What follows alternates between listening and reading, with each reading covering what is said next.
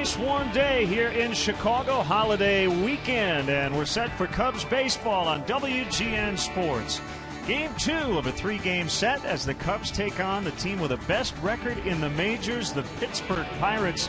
And we welcome Cub fans from all over the country watching on WGN America, America's home for baseball. Always great to have you with us. Jim DeShays, Len Casper. The Pirates 21 games over 500, coming off 20 consecutive losing seasons. But all those losing seasons, high draft picks, some trades for prospects, and they're starting to really pay off. Yeah, and they've really made some wise decisions in the front office in recent years. For a time, that wasn't the case in Pittsburgh. Take a look at how the Pirates were built, their current 40-man roster, a lot of it done through the draft. Some shrewd trades, picked up some free agents along the way, some low-cost free agents. Still a team without a real big payroll, but they're winning a lot of ball games. And a lot of guys who were either drafted, signed, or traded for as youngsters came through yesterday big time. Yeah, Marte, Walker, McCutcheon, all top picks for the Pirates. Garrett Jones was acquired as a minor league free agent. Tapia as a youngster picked up by the Yankees. They all had big days yesterday. The guys in the bullpen, Grilli and Melanson, have been added. Just a real nice mix right now in Pittsburgh. The Pirates, by the way, lead the majors in earned run average. They've gotten great pitching, especially from their bullpen.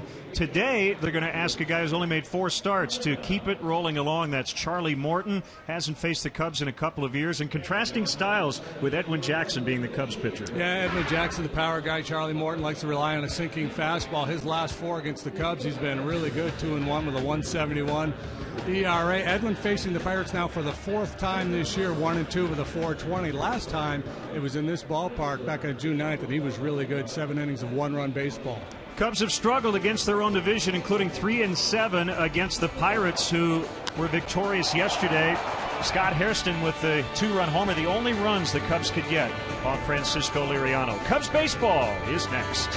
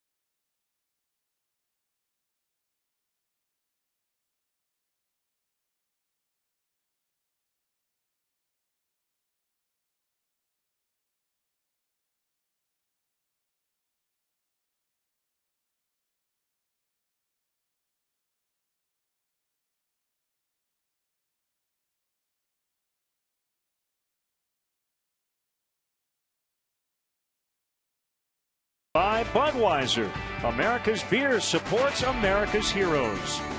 Honda, visit your local Honda dealer or go to shophonda.com for current offers. And by AT&T, find out what's possible with products and services from AT&T. Rethink possible. Chicago Cubs baseball in high definition. Well, kind of a hard time forgetting I saw that. WGN is brought to you by Xfinity, your home for the most live sports. Good to know they can spell. Check out the umpires. Gary Cedarstrom, the crew chief, will work the plate. Kerwin Danley at first. Lance Barksdale at second. Vic Carapazza is at third.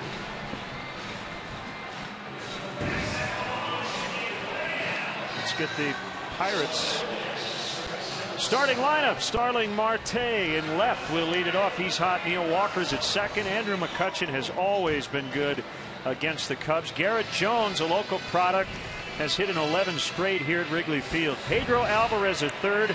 Michael McHenry in for Russell Martin back of the plate. It's Jose Tabata in right. Jordy Mercer, the shortstop, and the pitcher today, Charlie Morton.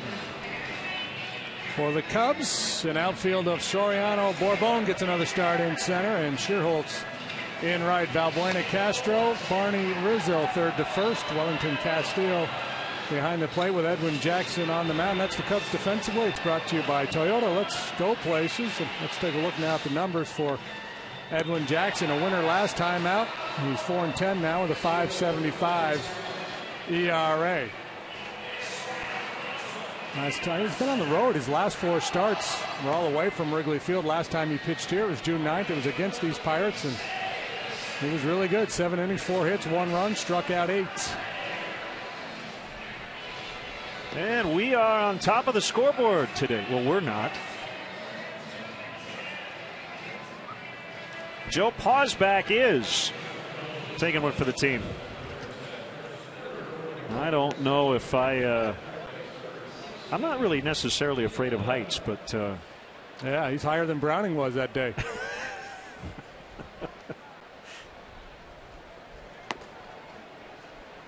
He seems pretty comfortable up there. I think he's in his element.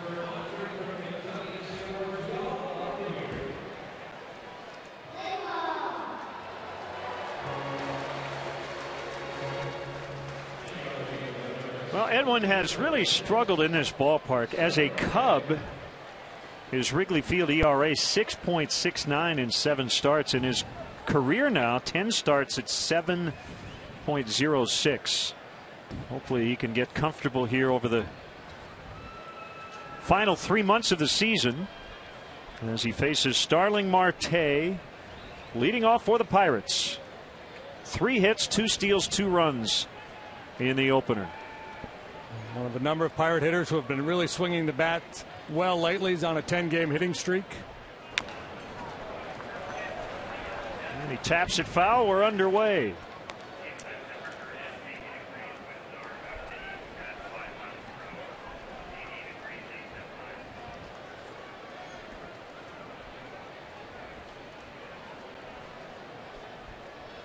The wind in the 0-1. Marte shows bunt. Takes ball 1. Jackson's last start, the stuff was probably as good as it's been all year. It was 6 days ago in Seattle. Reached 97 on his fastball.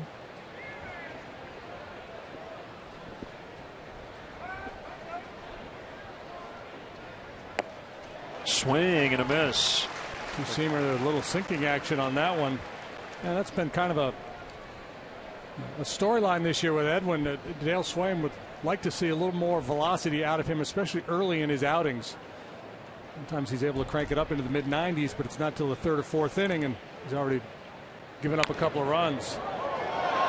He's a stuffed guy. He can overpower you with that fastball slider combination. He's not a guy who's really looking to set you up and is going to trick you with off-speed stuff. He's just going to overpower you with velocity and a well above average slider.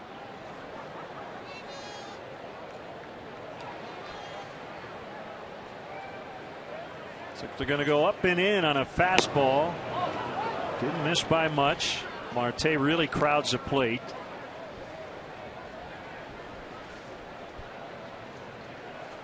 Up in the bottom of the strike zone with a 2-seam fastball.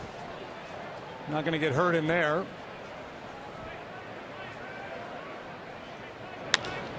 Off the end of the bat, and a little liner is going to drop in front of Nate Shearholtz. So the hitting streak continues, 11 and counting for Marte. 80 degrees and actually an east wind technically blowing in, which should not be a huge factor in terms of knocking down fly balls. Maybe a few to right, and certainly not to left.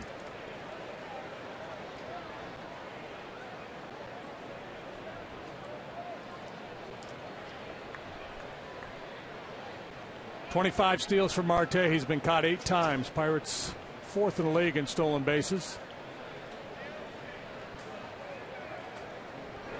Well, they played some small ball yesterday, didn't they? They scored 6 runs. They did have 3 triples, but they stole 4 bases. Showed bunt quite a bit. They're the second team to have 3 triples and 4 steals in a game at Wrigley Field. The other team, the Cardinals, back in 1985. Yeah, that coupled with an outstanding approach at the plate. I mean, very few bad swings yesterday from the Pirate hitters. He made life miserable for Jeff Samardzija. I mean, he struggled with his command, but they didn't make it easy on him. They did not chase many balls out of the zone at all. Top to bottom, the lineup appears to be pretty well locked in right now. Jeff really had a hard time keeping all of his pitches down in the zone, particularly the fastball and the splitter. The kick, the 1-1, is outside on Walker. 2 balls and a strike.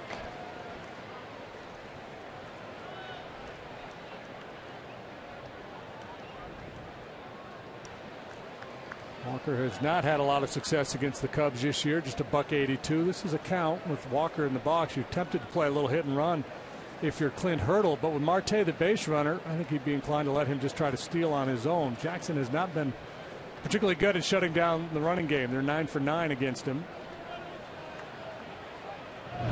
You know, the Pirates as a team are only hitting .215 against the Cubs, but their pitching has been lights out. Now, those early games, you know, everything was 2-1, 1-0, 3-1.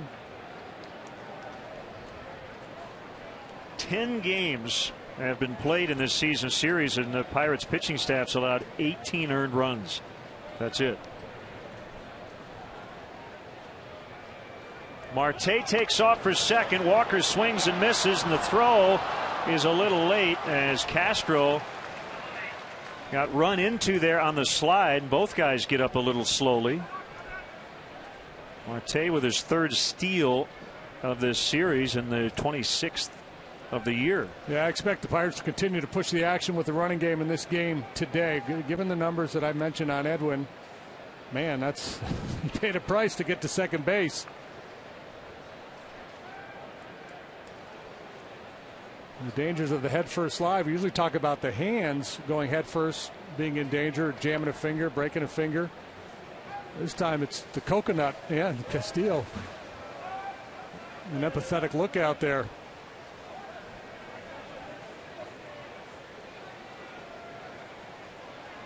Well, that could have a lingering effect. Marte might be waking up with a sore neck tomorrow.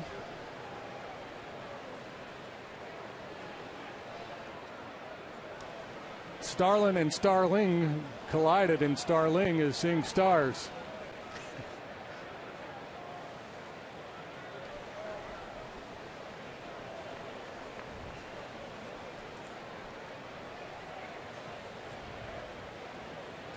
Meanwhile, 2-2 on Neil Walker. Here it is. A fly ball to left. Soriano catches it. Marte went back to tag, but he's going to have to hold there, and a good one-hop throw to third for the Cubs left fielder. Today's game is available in Spanish on your SAP audio setting, provided by WRTO La Tremenda, Chicago Spanish language sports leader.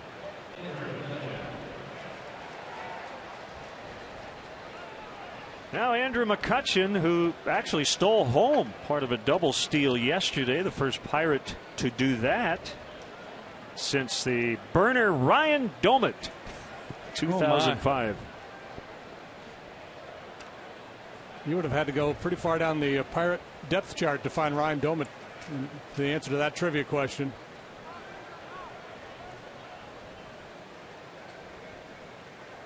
Fake to second. Barney checking the runner there.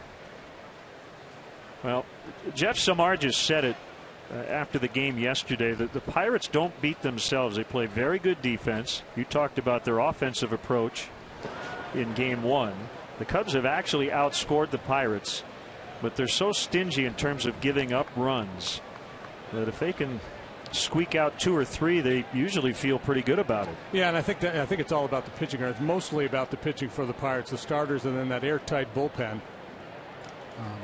So it's with that kind of pitching where you tend to hear comments like that, like opportunistic, timely hitting, don't beat themselves. Well, because their pitching is so good, they can get away. They can beat you with 3 or 4 runs. Although I would say, I mean, defensively, and we've seen it, they were terrific yesterday. Seems like every double play chance they've had, they've turned. Pedro Alvarez has made some big plays. We know McCutchen can go get him in center. Good speed in the outfield. Russell Martin behind the plate. Francisco Liriano turning his back from the batter and catching the ball between his legs. That's when you know it's not your day. When guys are making plays like that. 1-2.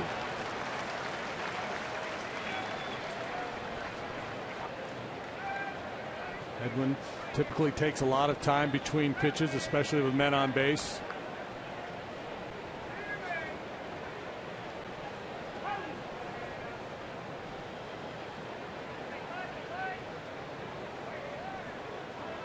Just underway, 3 batters in.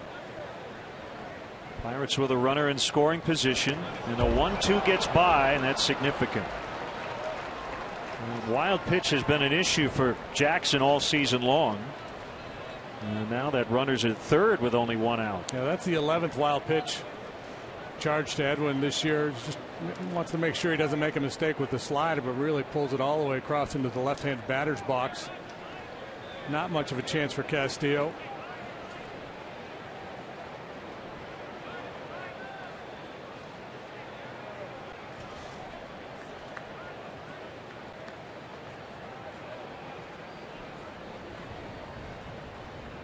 So the Cubs infielders will now come in on a 2-2.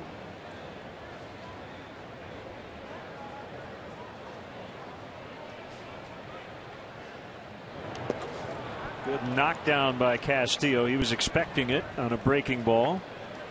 Full count.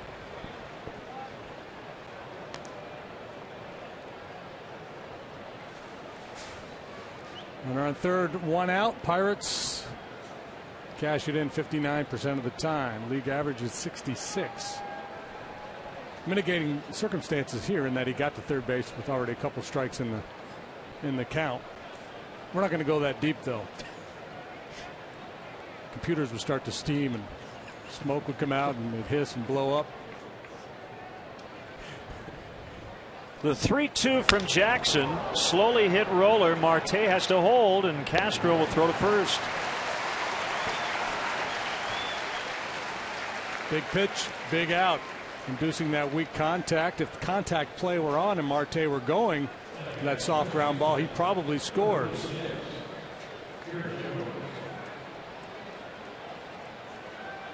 Well, with their cleanup hitter on deck, Clint Hurdle said, no, McCutchen doesn't drive him in. I'll trust Garrett Jones to get the job done.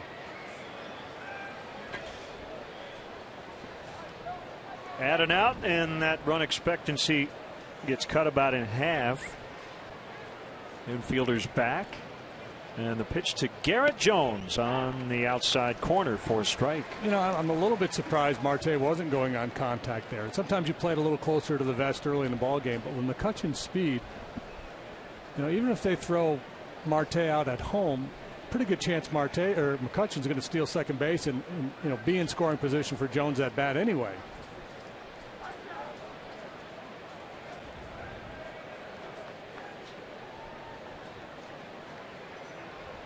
And it may well be that he was supposed to go on contact and just didn't pull the trigger.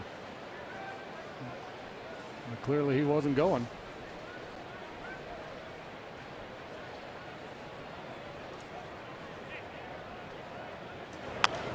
Fouled off. It's 0-2.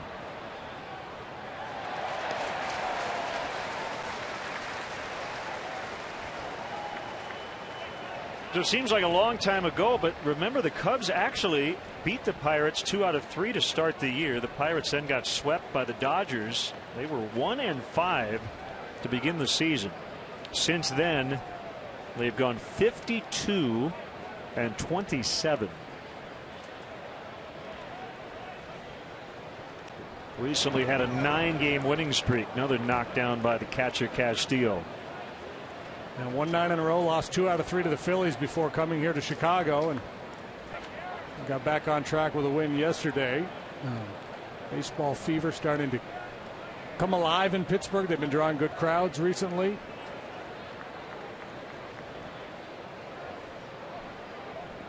And win the pennant, it might make him mayor.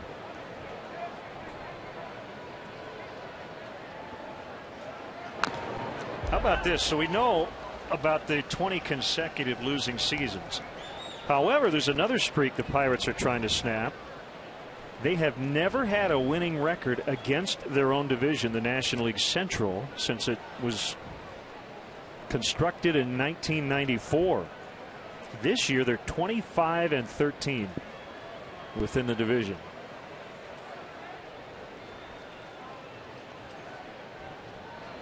And that really explains all the losing seasons, because you play so many more games against your own division.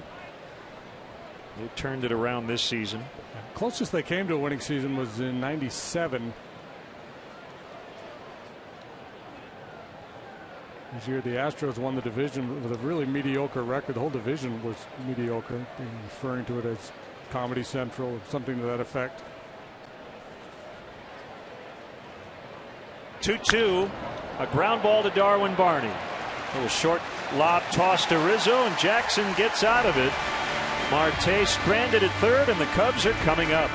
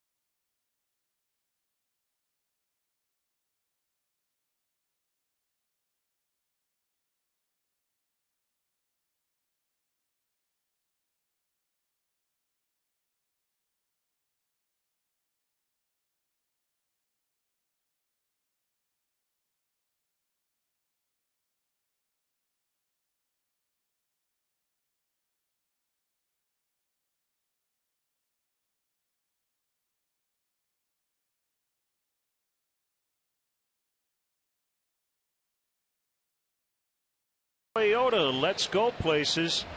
Comes with 2 runs on 6 hits combined over their last 2 games, running into really tough pitching.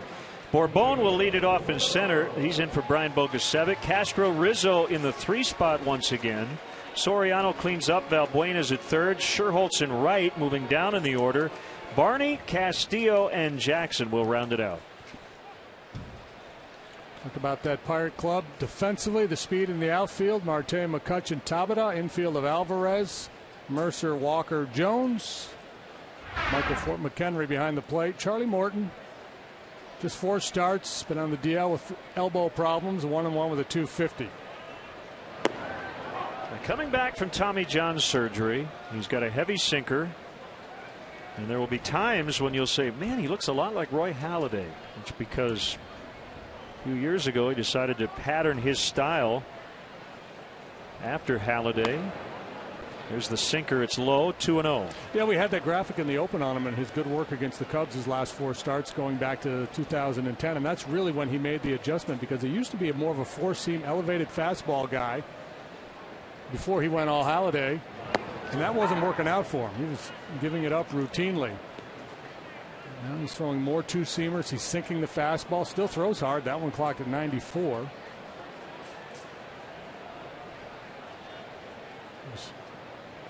On the rise in 2011, 10-10 in 29 starts.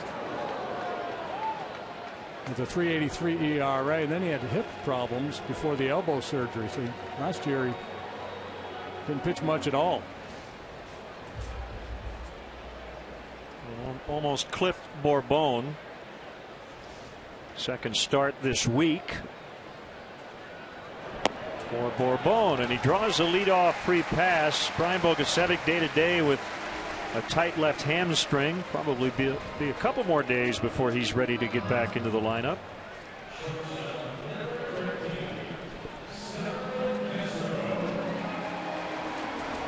Here's Starlin Castro, the good. He's hitting .300 since that day off on June 25th. That covers his last 9 games. However, still has made some mistakes in other areas, including getting picked off late, trailing by 4 yesterday.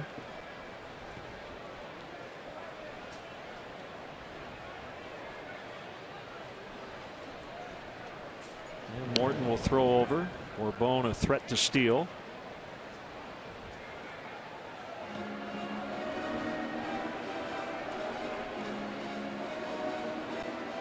Only base stealers do that.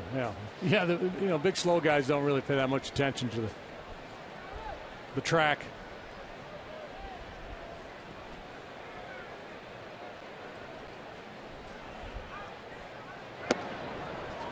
Off the plate inside, ball 1. So I'm curious if you ever had anything like this. If you go back to your career, back to 2009. Morton had a start here at Wrigley Field. 1 inning plus, gave up 10 runs. I'm not done yet. Okay. There's more details. Yes. More to follow. He came back a month and a half later against the same team, and he shut out the Cubs on 4 hits. Do you remember doing anything like that, having the worst start of your career followed by the best start against the same team? No, I don't. I did have a semi-similar experience against the A's, where we were in Minnesota. I wasn't scheduled to pitch. I think Scott Erickson was scheduled to pitch. Whoever was sick, hurt, whatever, couldn't go. So I volunteered to pitch on short rest. And I think the bullpen was kind of light too, and so he had to leave me out there. TK was the man, and I just completely gave it up. The whole while just kicking myself. Why did you volunteer for the start? You idiot. But then the next time I pitched against him, I think I pitched pretty well, but nothing to the extremes. Nothing. I didn't pitch a shutout or anything like that. Yeah, it's a remarkable game that way, isn't it? How you can just beat a guy into the ground one time and see him a couple weeks later and he shuts you out. Bourbon runs. Here's the throw. It's going to get into center, and Julio will head on to third.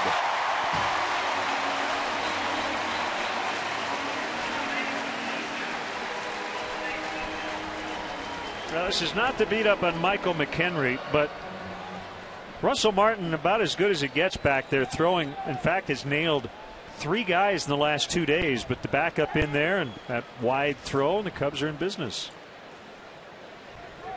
And McHenry just did not have the capabilities behind the plate that Russell Martin has. He's only caught 3 out of 32 now, so less than 10%. As we said, with the Pirates, expect the Cubs to press the action a little bit too with the running game. By the way, that pitch was called a strike. So on the 2-2, Castro hits a pop fly to right, not very deep. Tabata makes a catch, and Bourbon with nobody out, not going to take a chance. And good thing he didn't. He would have been out.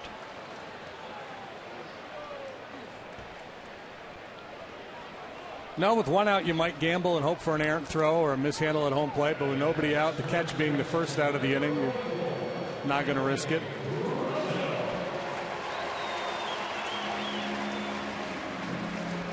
Now we go back and we take a look at the run expectancy in this situation. Cubs have actually been better than league average, catching that run in 74% of the time. Pirates pitchers have been pretty good and keeping teams off the board in this spot, and they'll bring their infield in against Anthony Rizzo. Hit 6th yesterday, back in the 3rd spot for the first time since June 13th, hitting mainly 5th in the interim. The reason he's hitting 3rd, Dale said, with Sweeney and Bogusevic out, Just kind of changes the dynamic of the lineup. So he's moved some parts around with Valbuena hitting 5th and Sherholtz moving down a spot to the 6th hole. And a foul tip, 1-1.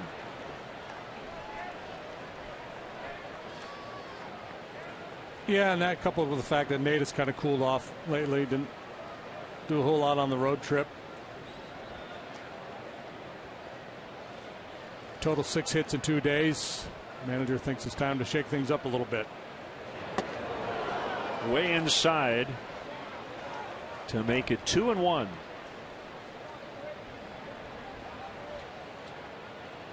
Morton was born in New Jersey, went to high school in Connecticut. Taken in the 3rd round of the 0-2 draft by the Atlanta Braves. Very talented musician. Plays guitar, sings as well in his downtime. Deal with the modern player. These guys can do it all. He's a songwriter as well. We'd love to hear from you. LennonJD@Tribune.com is our email address. We're also on Facebook and Twitter.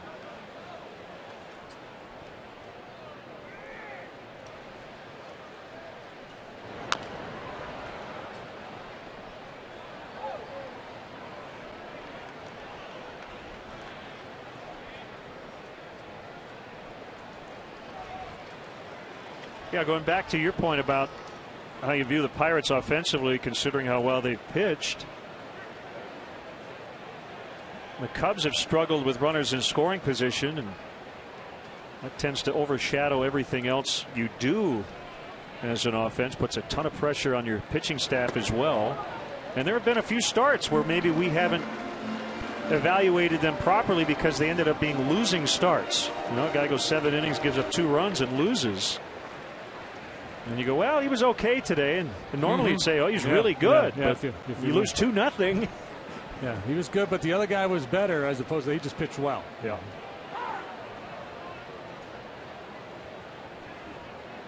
Big chance here for Rizzo, who has struggled of late as well. You just have to make sure you get a pitch you can do something with. It's out of the zone. Go ahead and take your walk. Morton's got a good curveball to go along with that running 2-seam fastball. Acquired by the Pirates in 2009, a deal that sent Nate McLouth to Atlanta. Jeff Locke also came in that deal, and Locke's been a revelation for the Pirates this year.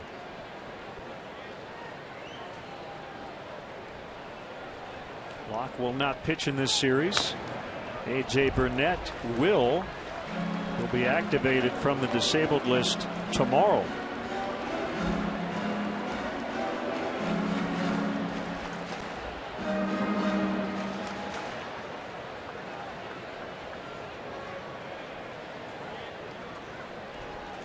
Alvarez standing right on 3rd base.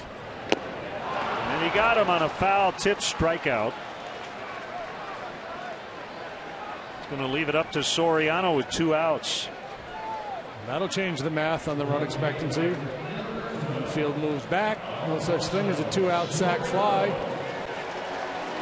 And all of a sudden you go down to 21%. And that's why these at-bats really become important, because Soriano with a chance here not only to put the Cubs on the board, but to get Castro and Rizzo off the hook. Take the focus off their inability to get that run home if he drives in Bourbon. Tough day for Soriano yesterday. 0 for 4 with 3 strikeouts. Most of the Cubs had a difficult time with Francisco Liriano, who picked up his 2nd career complete game. Both have been in Chicago. The other one was a no-hitter on the south side as a Minnesota Twin. It was a Pirates' first complete game of the year. A chopper left side. Mercer will charge. Off balance throw. Got him by half a step to get Morton out of the first. Each team threatens, neither scores.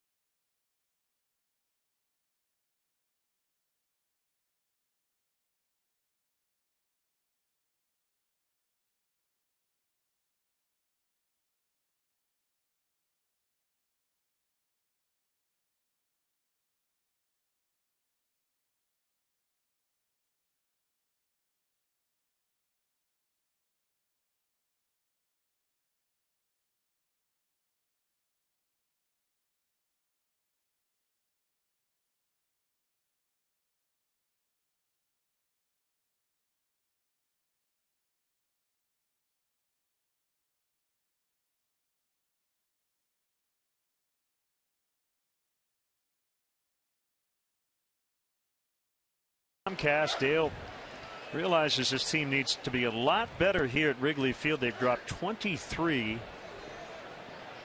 of their first 40 games here at Wrigley Field. Get peace of mind with Xfinity Home, the total home security and home control solution that keeps you more connected to what matters most. And the Cubs will be home save for that game Monday on the south side against the White Sox on WCIU to close out the break. Back here against the Angels and the Cardinals.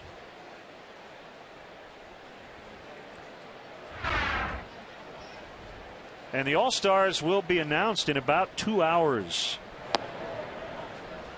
And I think if we had to handicap it, we would say Travis Wood is the most probable Cubs All-Star candidate. Jeff Samardzija, Nate Scherholtz, other possibilities, but if I had to put my money on it, and I'm not a betting man, I would say it is Travis Wood. That's where I'd put my token down. Clint Hurdle's trusting for this guy right here. Pedro Alvarez dismissed the batting order. The other numbers are really good. 21 bombs, 56 driven in.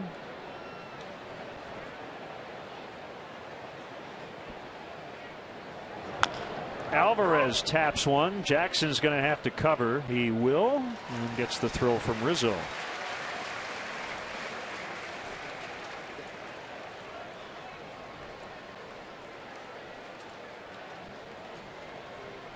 That'll bring up McHenry, and when you're the backup to Russell Martin and you're on a first place team, you definitely want to keep your team in games as you can as a catcher, and he has. The Pirates have gone 15-7 with McHenry in the lineup.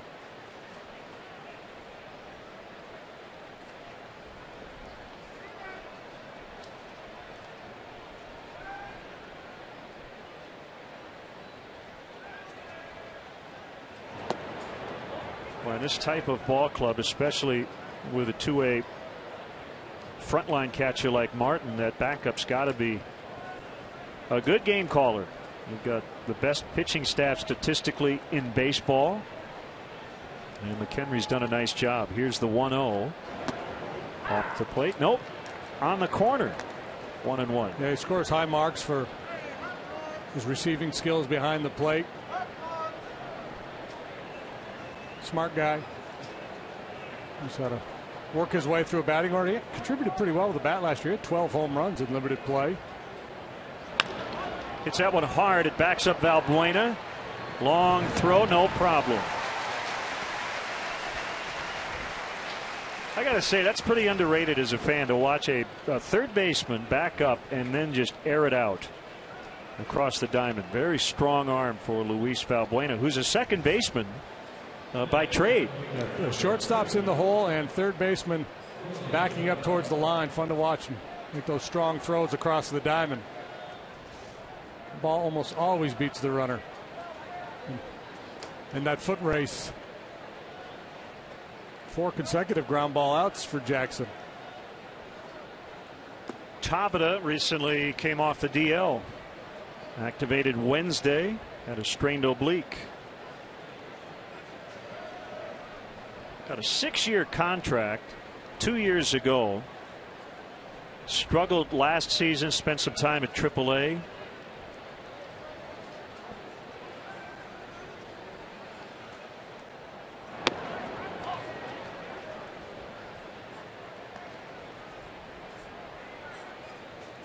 A talented guy. Expectations were very high for him.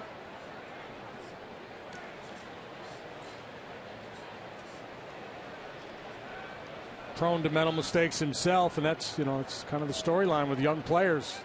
Sometimes it takes a while to figure out how to play the game.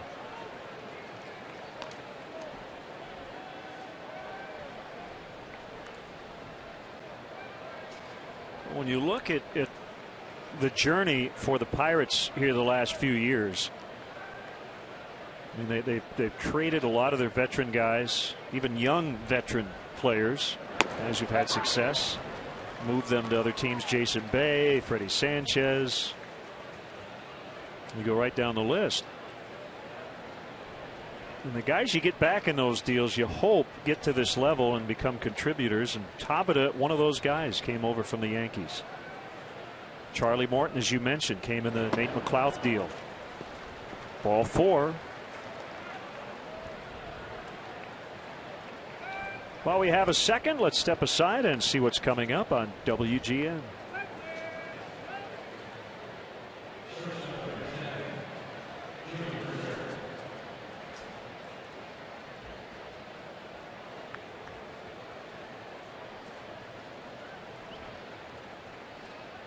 Two-out base runner, and it's a shortstop, Jordy Mercer.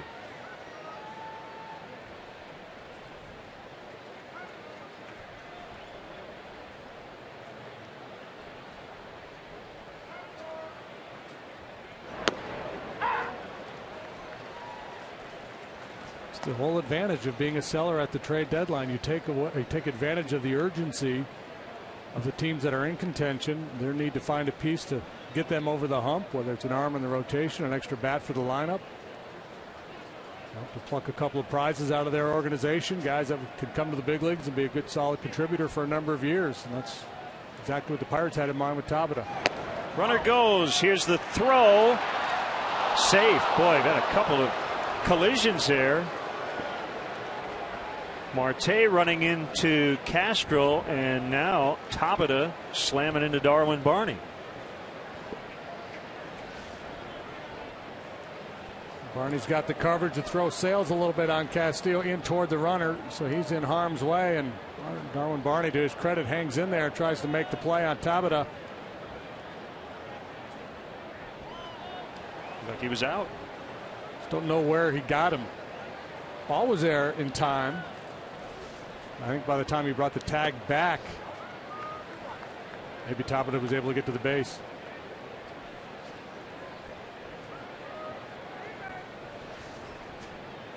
See if we get another look here.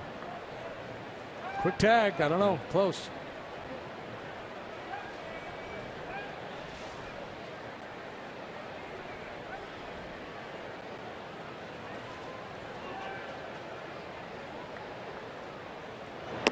Swung on and missed 2-2.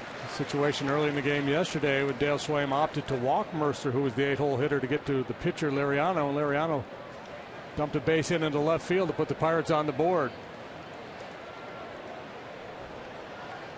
That decision, I think, was driven by the fact that Liriano was on the mound and the Cubs have done nothing against him in the past. 3 starts this year against the Cubs. He's won them all. He has allowed 2 runs total.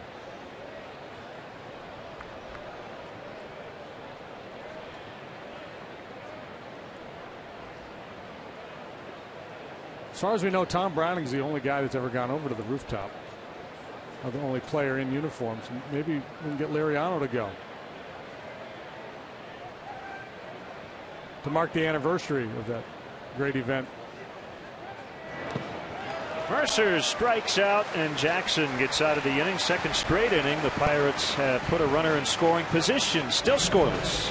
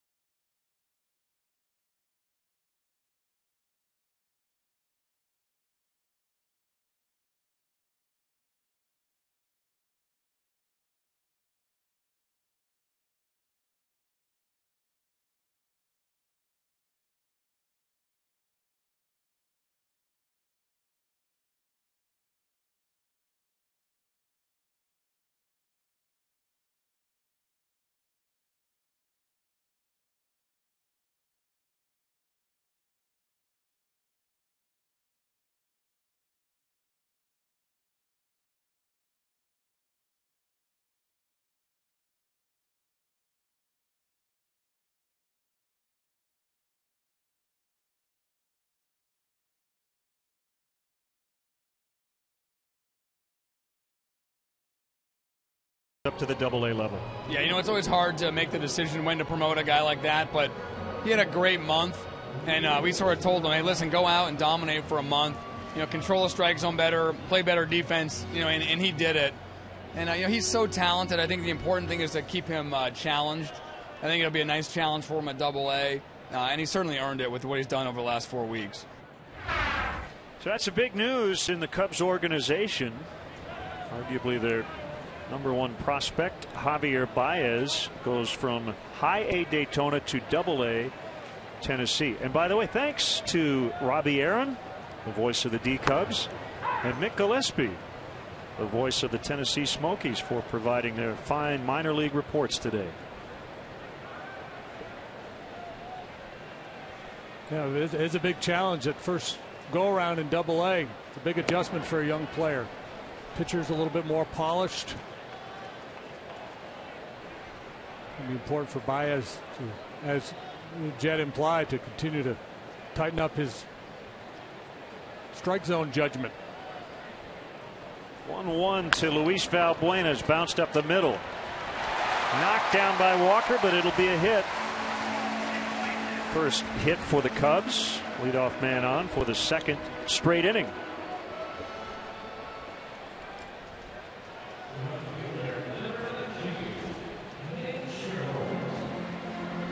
Walker in hot pursuit.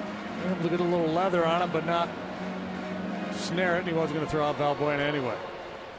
Now the Smokies down there at Double-A, they've got an all-star shortstop already. Arismendi Alcantara is having a heck of a year. He's just 21 years of age. He's hit 12 home runs. So he plays all over. He's played more shortstop than anything, but I'm guessing he'll just slide over and play second base on an everyday basis. And Baez will be the shortstop.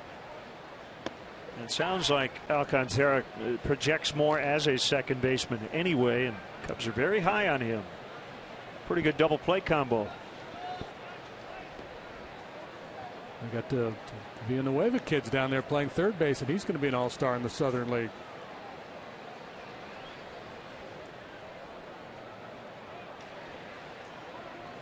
Morton's 0-1. There's a curveball that misses. 1 ball, 1 strike on Nate Scherholz.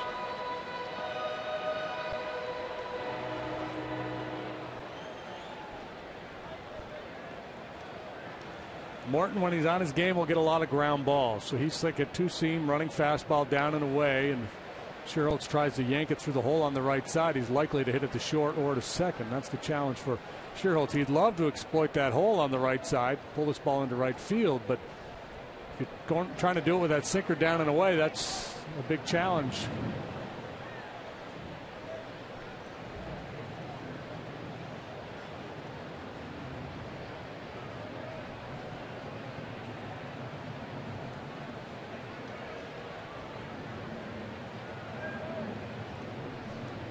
Innings pitch coming into play today, and a lot of outs on the ground.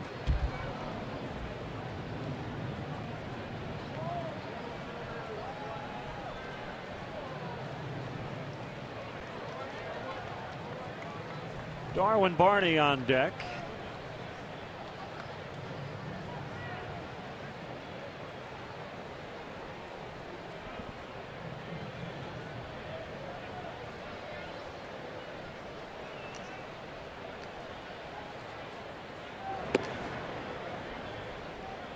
Just with a couple of curveballs in this sequence, it's 2-2.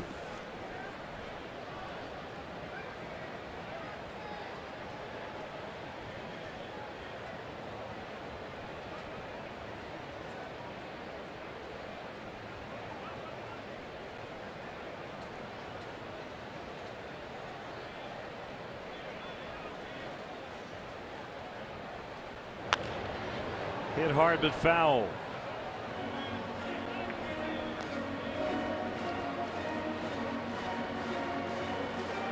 Euclides Rojas, Pirates bullpen coach, trying to find which Cub fan's been nice to me. Is he a philosopher? He might be in his spare time.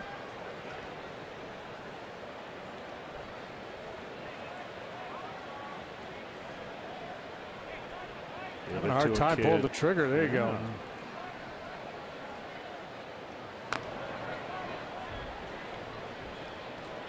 Want to send out happy 60th birthday wishes to big Cub fan Susie DeGraff, celebrating with their entire family at the game today. We hope the Cubs can get a win for you on your birthday.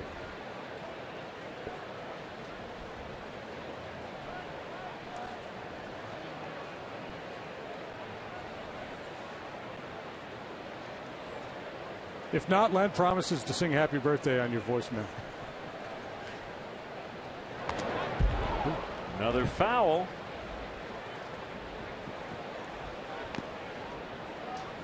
Cub fans, if you want to manage the game along with Dale Swaim, log on to WGNTV.com right now. Click on the WGN Sports Game Zone banner to connect to all the up-to-the-minute stats and information while you're watching from home. Game Zone is sponsored by The Great Escape Pools, patio sets, play sets, hot tubs, and more. Good battle here. Sherrill's hanging in there, fighting off some tough pitches. Long pause by Morton, and now he steps off. Yeah. He wasn't going to throw. He was just going to wait him out. If this were a golf match, the pitchers would be on the clock. And the guys ahead of you are full 2 holes out in front.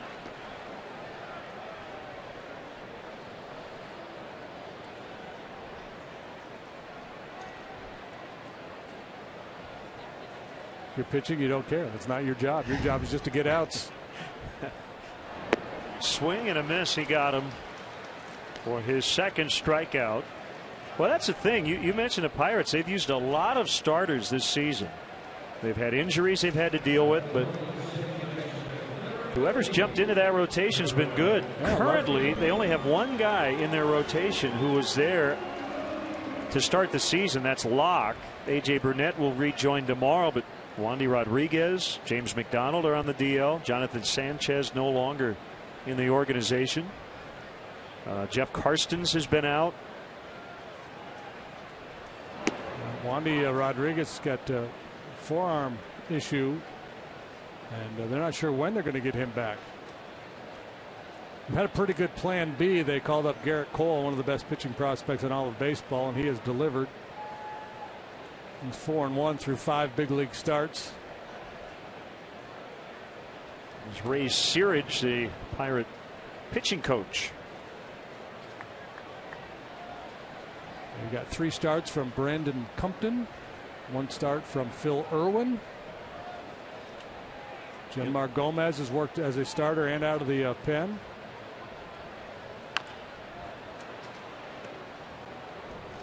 Ray might have to shave the goatee, but if he leaves the mustache, he might get a free meal this weekend. Just tell people he's Joel Quenneville. Buy it. Yeah, just throw on a little Blackhawk gear, find a replica Stanley Cup, and he's good to go. Really enjoyed your conversation with Coach Q. Great question about where the team names go on the cup. There's a liner to Walker, and he'll just lob it over to Jones for a double play. Valbuena doubled off, and the inning is over. Scoreless after 2.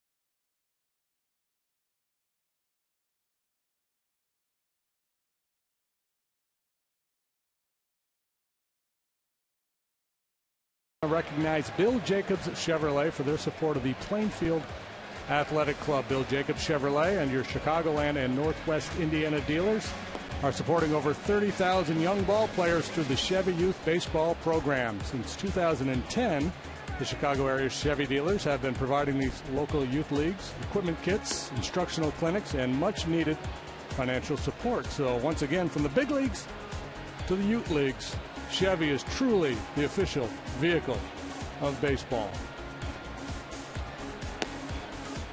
Nice big crowd on this late Saturday afternoon. Lights are on with the overcast skies. Sun not a factor, but a very bright cloud cover.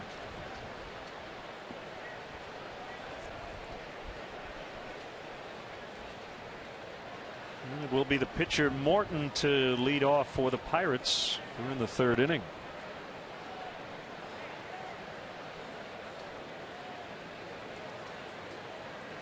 Ten career hits, 4 doubles, an .071 batting average. It's a hard .071 though with those doubles.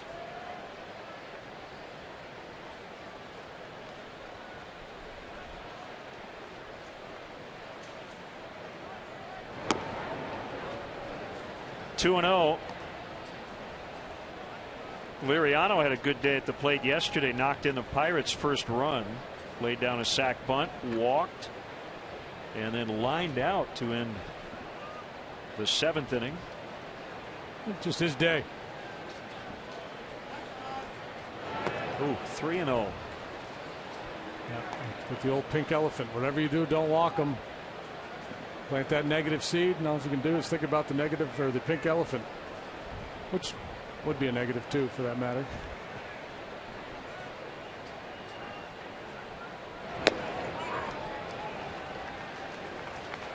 Likely taking all the way again here on 3-1.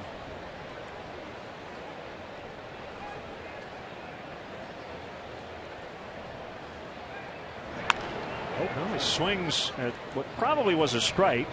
I'm surprised he did. And he grounds out to short.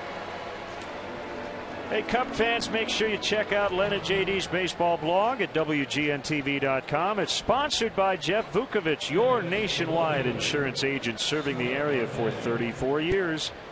To join the nation, contact Jeff at jeffvuk.com. Nationwide is on your side today on the blog. JD with the Cup, game notes, and much more. I was trying to think of a way I could grab that cup and just make a run for it, but there's just no plausible way I could make that happen.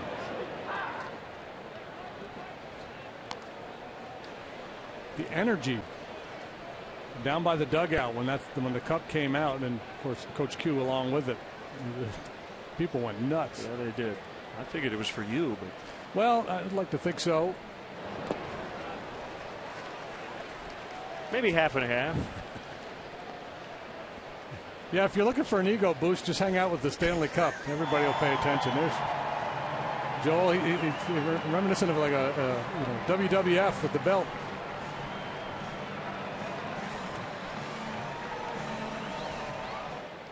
.02 is high on Marte.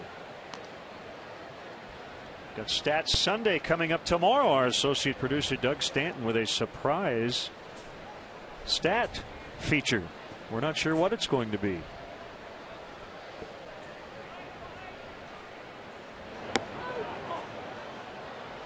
Just missed that time. He could go rogue and do a non-Stats Sunday blog. I'm more than curious to find out what it's going to be about.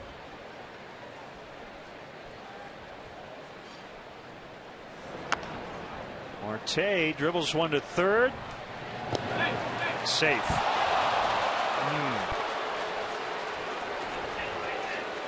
Well, Marte smelled hit the minute it left his bat.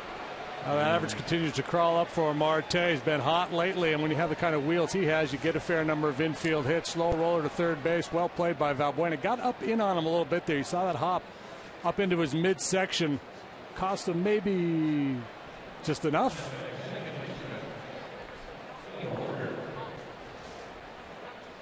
Not much he could do.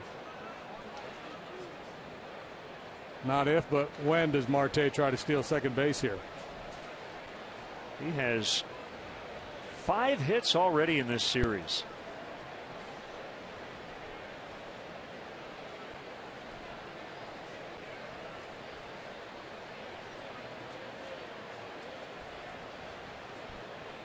Walker flied to left in the first.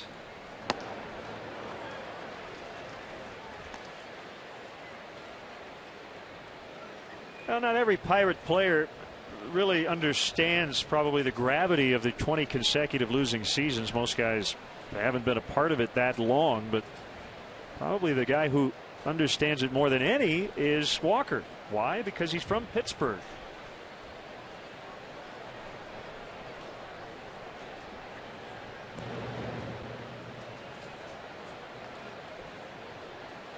His dad was a big league pitcher, Tom. Walker, an outstanding football player in high school, as well as baseball.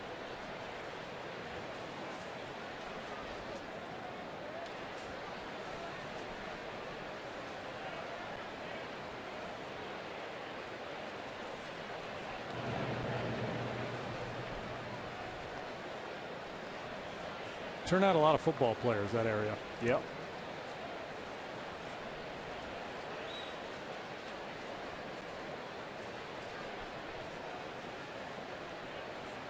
Neil's dad, Tom, played with Roberto Clemente in the Puerto Rican League in the offseason. They became good friends. That's fouled back. Marte looked like he was ready to go, and he's going to manicure that dirt. Yeah, maybe slipped there with his second or third stride and slammed on the brakes.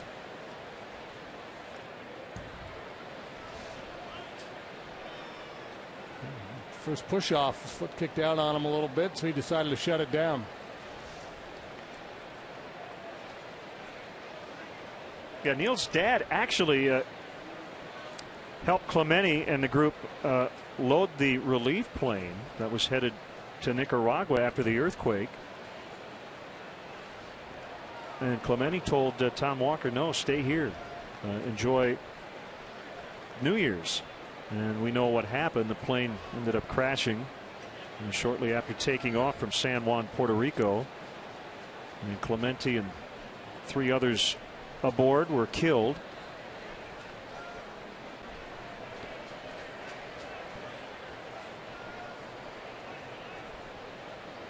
Marte goes this time. They pitch out, and they still don't get him. Castillo just with his hands on his knees.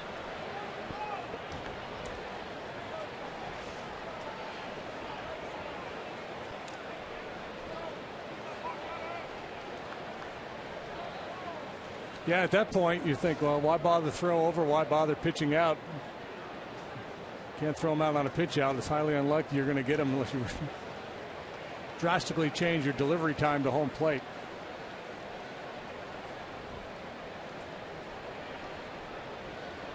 So Marte now has stolen 4 bags in this series.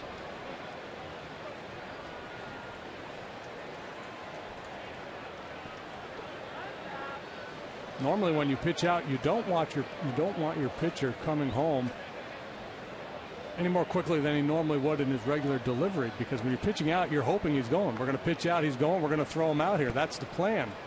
So it's not like you're trying to, you don't quick pitch him so he doesn't go. You're hoping he goes. You might hasten your delivery a little bit, but obviously everything has to be just right to throw out Marte.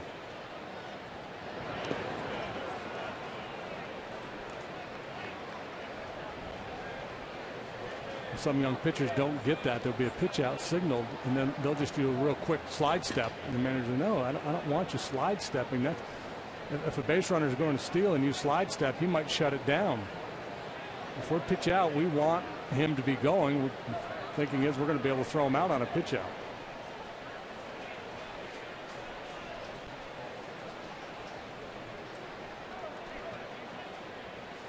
.80 degrees as we got started.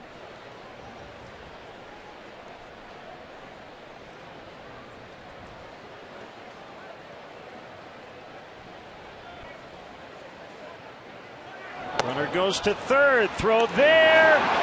Got him this time. Shorter throw for Castillo.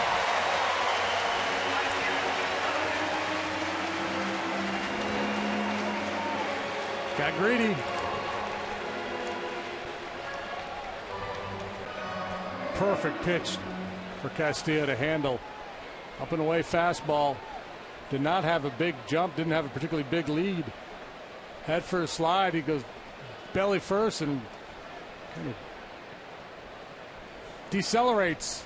A little early, yeah.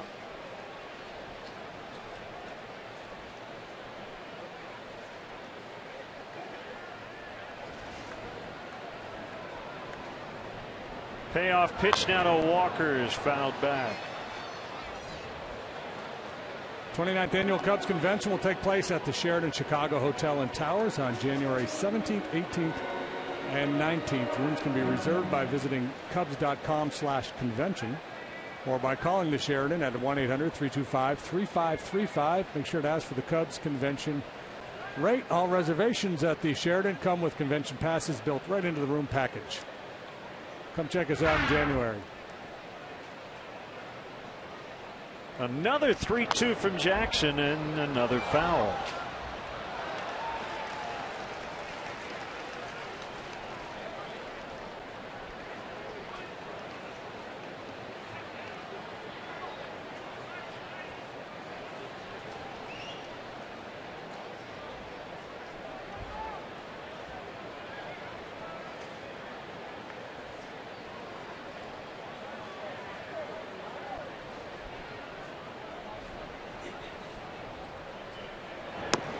Called strike 3 on a slider, and that will end the inning. Pirates have had runners in scoring position every inning, but still have not scored.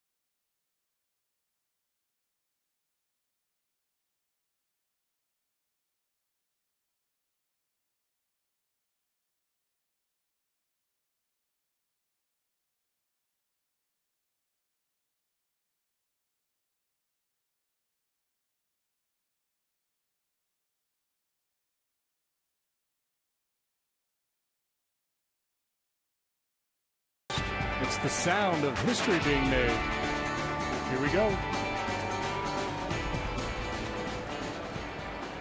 I want to give a shout out to the Nielsen's. John, Tom, Ron, Dawn, Anne Marie, and Lori all in from Las Vegas, and their dads watching in Schaumburg.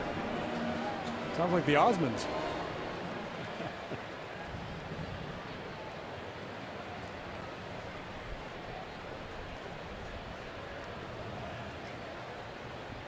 Wellington Castillo fouls off, underway in the Cubs' third. Time for a leadoff double. Leadoff walk in the first. Couldn't cash it in. Leadoff single in the second. No go there.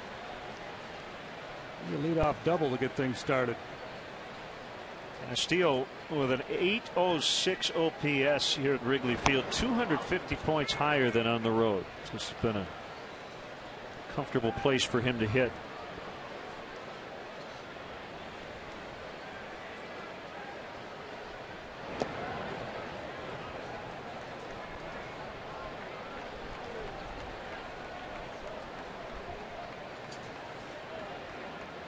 Did you see this story? Jared Weaver, and I don't think he's scheduled to pitch against the Cubs next week. He's a dad, and he decided to name his son. There's a base hit through the hole on the left side after his late teammate and good friend Nick Aidenhart. So his son is Aiden David Weaver. A-D-E-N. Aidenhart died in a car accident a few years back. He was 22 years old. He pitched 6 scoreless innings in his season debut with the Angels, and just after that, killed by a drunk driver. 2 of his friends also perished. April 9th, 2009. There's a strike on Jackson.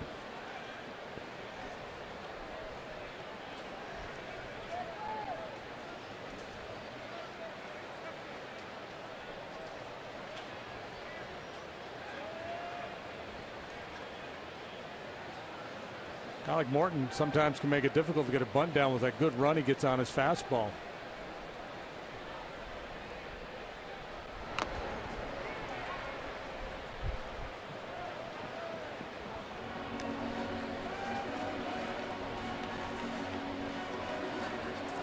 Hey, remember them?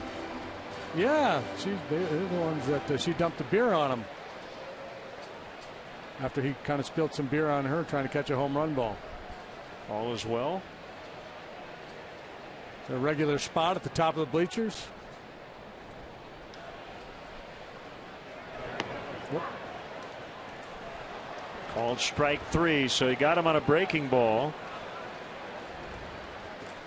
Swing for the fences with the Home Run Derby mobile game from MLB.com. It features an arcade mode that brings high impact thrills as you compete for the highest scores in a derby mode that recreates the authentic Home Run Derby tournament. Available on iPhone and iPad. Download MLB.com's Home Run Derby game for free. It's free. It's worth a try.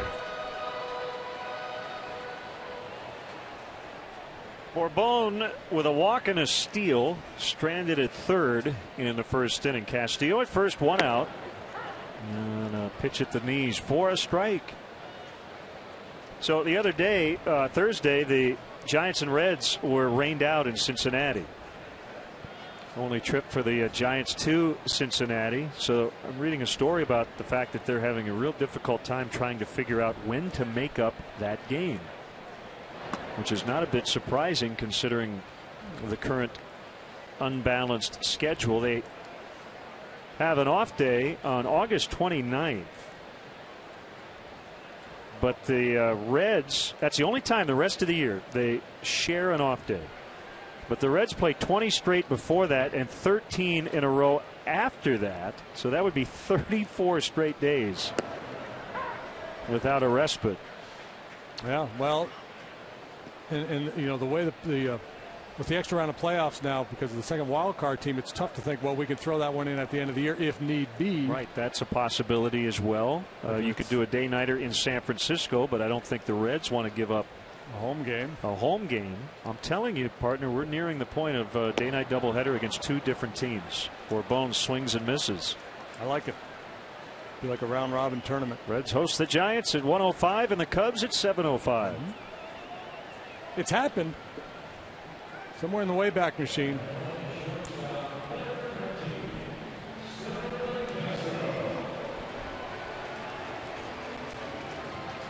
There's Castro now with 2 outs.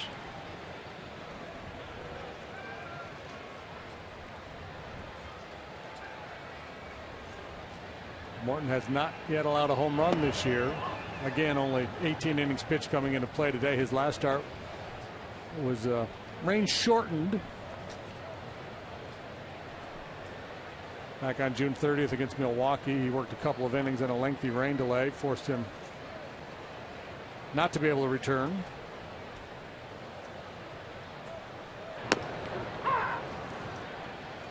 Well, so I know the players have to agree, right? If you play more than 20 days in a row, they have to vote.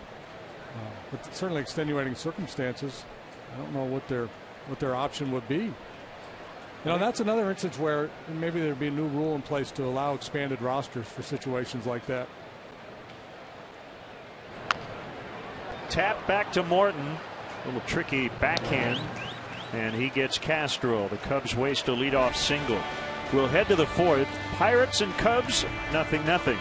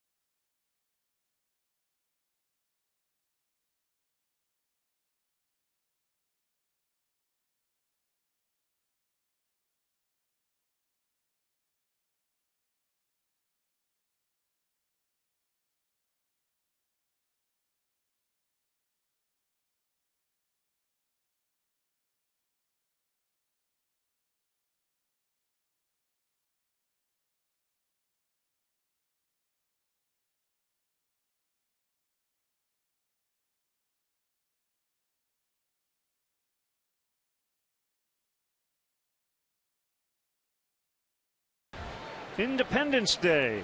Hope you're enjoying your weekend. We have breaking news from Houston. The Chronicle reads today, Houston finally replaces JD with Dwight Howard.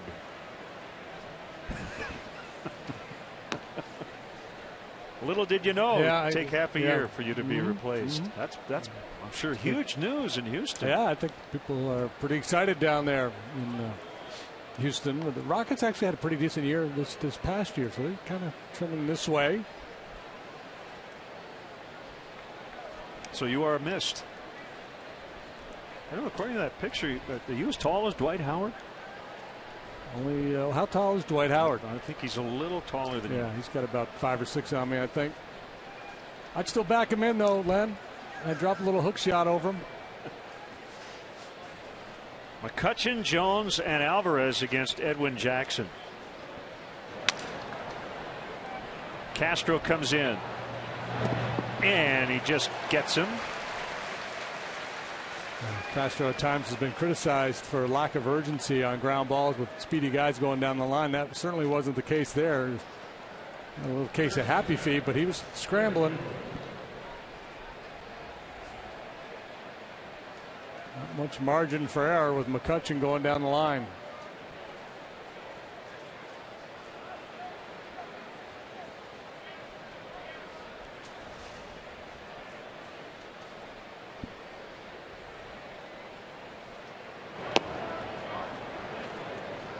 Ball one to Garrett Jones.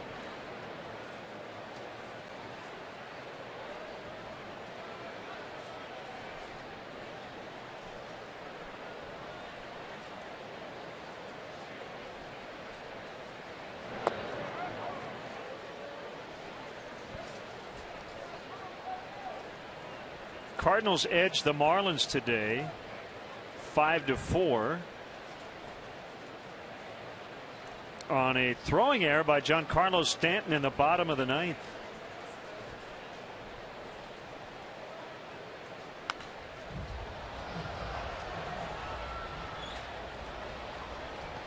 St. Louis now a game and a half behind these Pirates. Yeah, Cardinals kind of limping along here lately.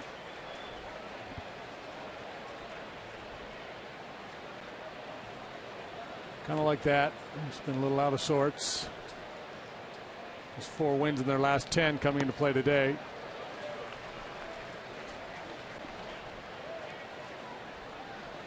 They have won the first 2 against the Marlins this weekend, and Miami has its streak of 4 consecutive series victories come to an end. Yeah, the Fish been playing pretty well lately. For a while it looked like they would definitely have the worst record in baseball, but they jumped ahead of the Astros. They're going to battle all summer long.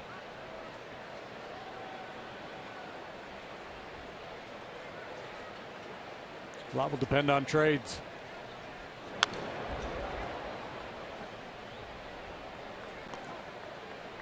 You can't beat summer here in Chicago, especially here at Wrigley Field. So gather your friends and family and make baseball part of your plans. Tickets are available for this homestand, which also features the Angels and Cardinals.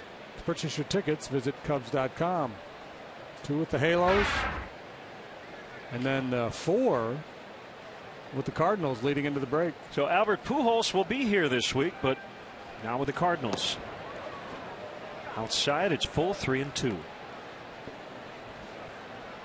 And Mike Trout will make his Wrigley Field debut. Anxious to see him play in person.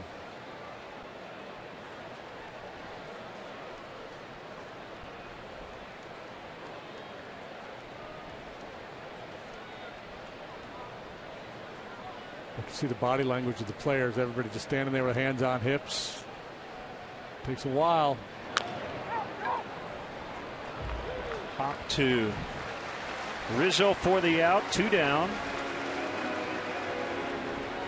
All the outs today for Jackson have been ground balls or strikeouts, save for a Neil Walker fly out in the first, and then the Marte caught stealing. We talked earlier about Edwin's struggles in this ballpark in his career, and this year having really struggled here after joining the Cubs. Last time, though, really good. It was against the Pirates. 3 2/3 scoreless so far this afternoon. Year 1 of a 4-year deal. Really important for him to settle in, get comfortable here at Wrigley, find some success, develop a little confidence when he takes the mound here.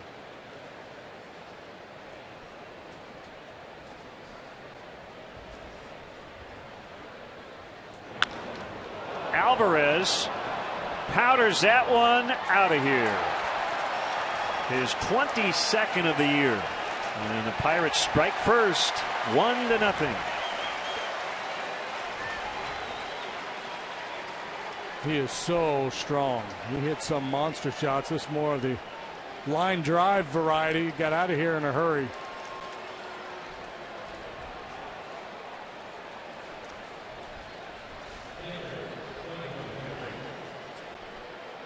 Two-seam fastball running away, and he just rides it to left center field. 22nd home run for Alvarez, 57th run driven in. Got off to a slow start, but has been terrific lately.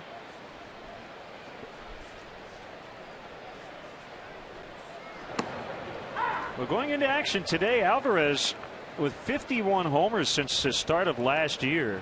Only one behind the National League leader in that time frame, Jay Bruce, with 52. And Bruce has not homered today, so he's now tied. Another ball hit hard, this time on the ground to Barney, who gets McHenry, and the inning is over. Pedro Alvarez, line shot homer into the bleachers in left center. And the Pirates, and it's a dad trip, so all the dads pretty happy right now, 1-0.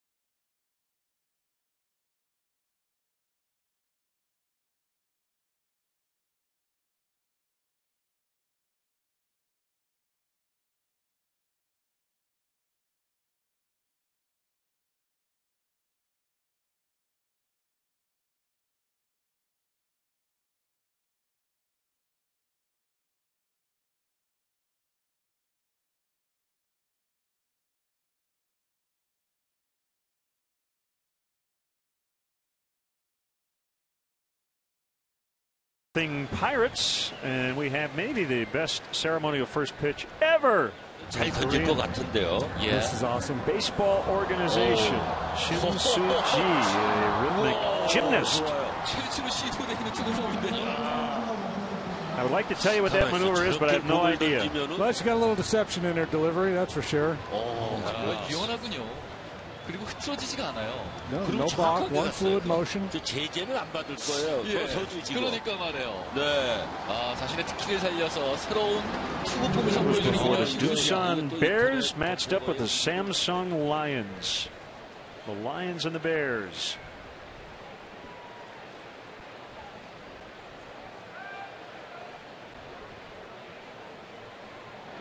There's one on a late field goal. Rizzo off the wall. I think everybody in the park thought that ball was going to get into the basket. As it is, it's a leadoff double. Right at the corner of the well. There's that leadoff double we've been looking for. Leadoff man has reached in every inning so far for the Cubs. Rizzo just misses tying the ball game. They ought to be able to cash this one in. Like Alvarez, taking a two-seam fastball down and away and driving it the other way. And missed by, what, a yard?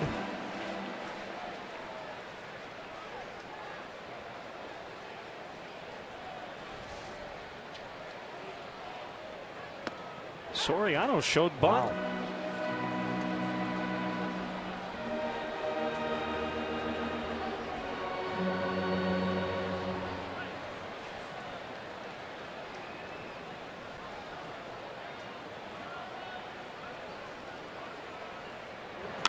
Swings away, deep to center.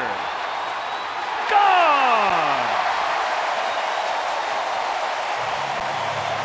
We don't need no stinking bunt. How about a home run instead?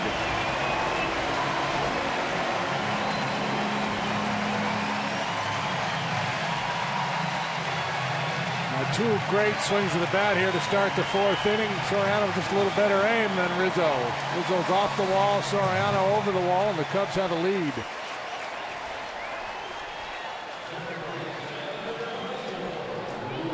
He just tied Larry Walker for 60th on the all-time homer list, number 383. All you had to do was watch Morton's reaction as soon as that ball left the bat of Soriano. He knew where that was going to end up. By the way, Sori hasn't laid down a sac bunt in 3 seasons, so that was more surprising that he just showed it than anything. First homer allowed by Morton this year. Valbuena with solid contact. Double homer single to start the Cubs' fourth.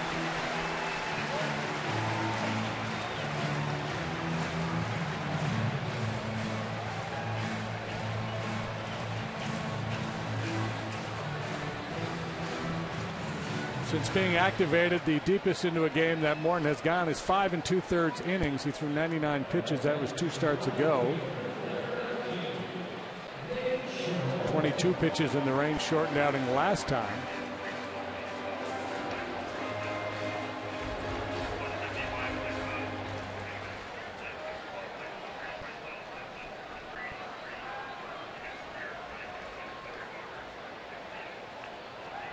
Here's Sherholtz.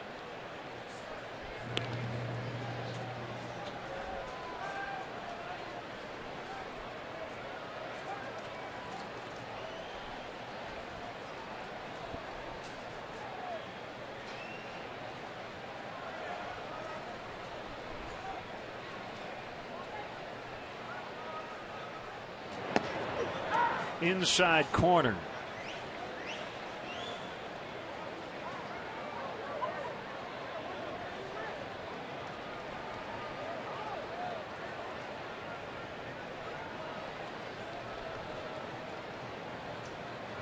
Soriano with his 11th of the year.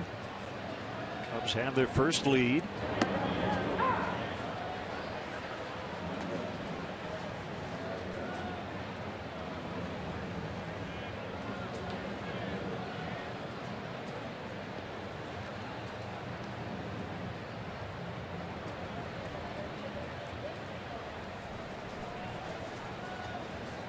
Nothing doing in the Pirate bullpen, but we might be one line drive away from that changing.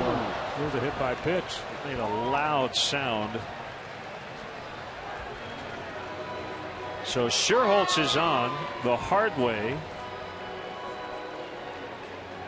Yeah, hard contact, but not exactly what he had in mind. Overthrown breaking ball by Charlie Morton. Ankle burger there.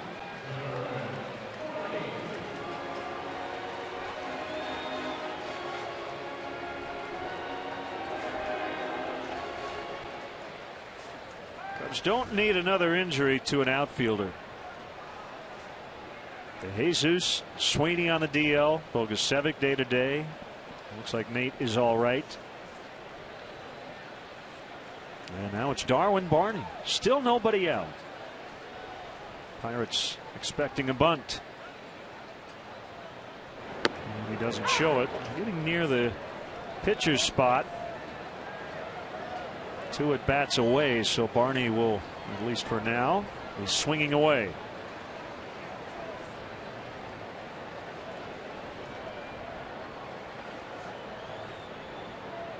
Yeah, if Barney was batting second and you had 3, 4, 5 coming up behind him, he'd be bunting for sure. Broken bat grounder. This will be 2, 6-3. I hope everybody's all right behind the Cub dugout. As the barrel of the bat went flying up there. Smiles all around. That's the best news possible there. 2 outs in the inning. Tomorrow the Cubs will play the final game of the series against the Pirates. Game time is 1:20, but be sure to come early. The first 5,000 children 13 and younger will receive a Cubs marquee dry erase fathead pictured there. That's compliments of Comcast Sports Net. After the ball game, the first 1,000 kids will have the opportunity to run the bases. For information or tickets, Cubs.com. Intentional walk coming up to Castillo with a runner at third. And Edwin Jackson on deck. And again, I think this walk is as much about the contact in this inning than anything else. Yeah, this is about survival right now for Morton. Make his path to the dugout a little bit easier. Obviously, the downside is if Jackson are able to reach in the lineup turnover, there's a chance for a much bigger inning.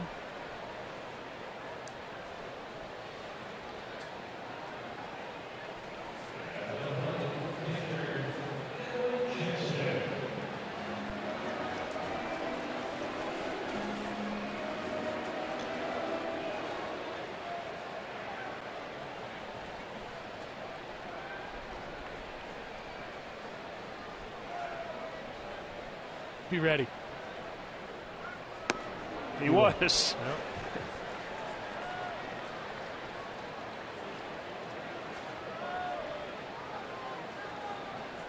Drafted as an outfielder by the Dodgers, who then converted Jackson to the pitcher's mound. He was ready and willing, just not able on that fastball. Mercer will throw to first. To end the inning, the Cubs get the lead on a booming home run by Alfonso Soriano, 2-1.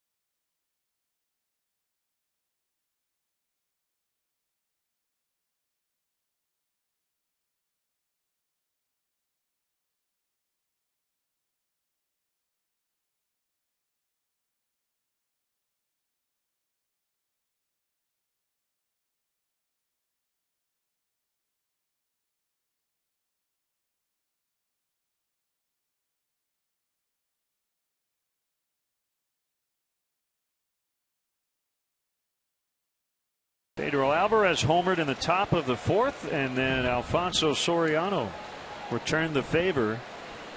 His scored 2.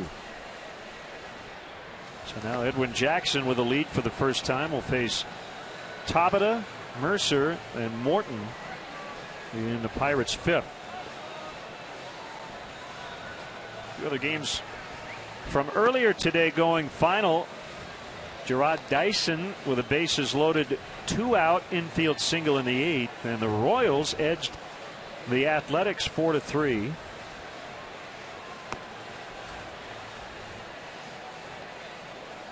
The Twins shut out the Blue Jays in Toronto. Brian Dozier with a 3-run homer. 6-0 the final, a combined 4-hitter for Mike Pelfrey and company. And the Yankees beat the Orioles 5-4. Yanks have won 6 in a row. Chris Davis hit his 33rd home run. Andy Pettitte with career win number 251. He's tied Bob Gibson for 44th on the all-time victories list. His last start, he became the all-time strikeout leader for the Yankees, passing Whitey Ford.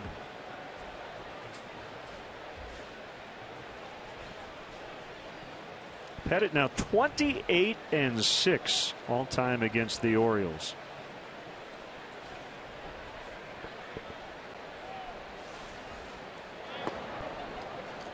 Tabata doing what every batter has to do at one point this weekend: show bunt. That has become a requirement.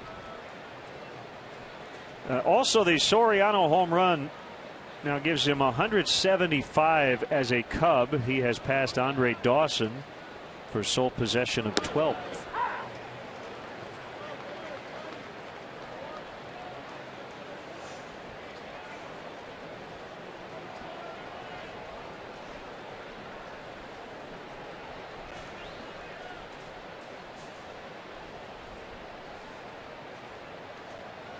I've mentioned this in the past, JD, but I'll say it again.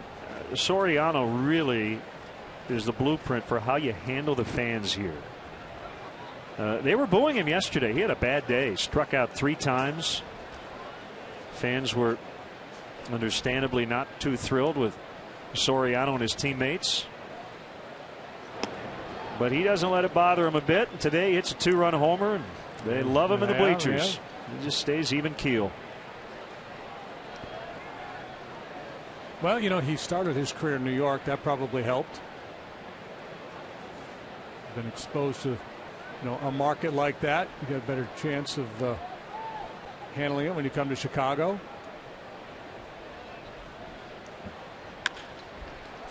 Hard hit grounder. Castro to his glove side, and he throws to first in time. One ground ball after another here for Edwin Jackson this afternoon.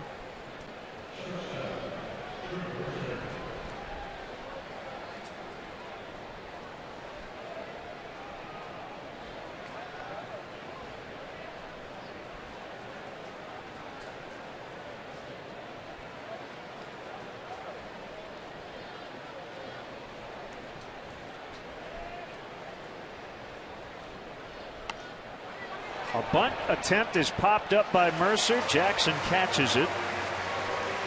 2 down. That's ironic. After all the ground ball outs, the guy trying to bunt can't get it on the ground.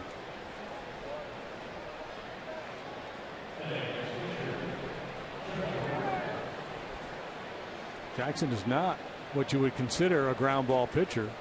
He's been more of a fly ball pitcher throughout his career. Today for sure, though. Giving those outfielders a day off.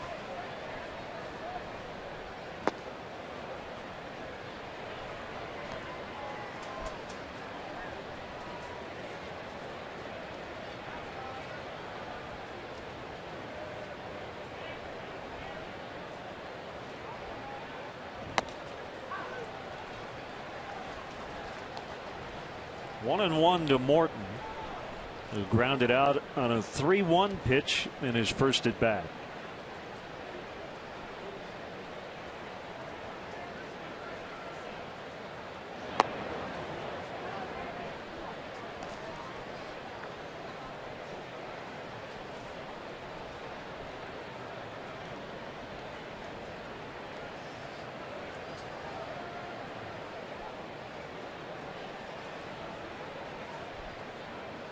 A wind in the offering. Morton swung hard and hit it about a foot foul.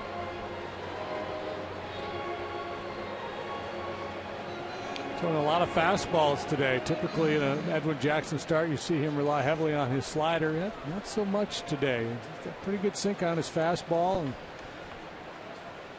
he's decided to ride that as long as he can. Morton grounds again to short. And Jackson with a shutdown 1-2-3 inning after the Cubs gave him the lead. Halfway home on a Saturday. Cubs lead 2-1.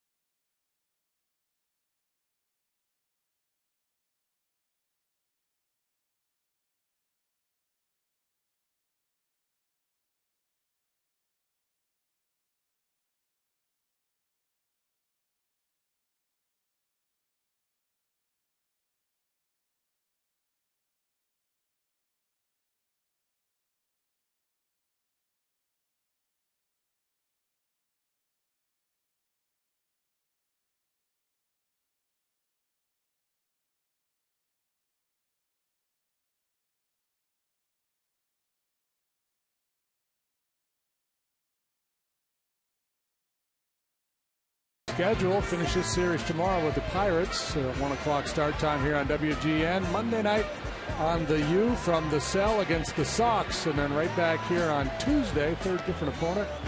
The third day, Angels in town for a 2-game set on CSN at 7 p.m. So if you're into variety, there's a lot of different clubs for you. Brandon Inge is now playing second base for Neil Walker. You get an injury update, we will certainly pass it along.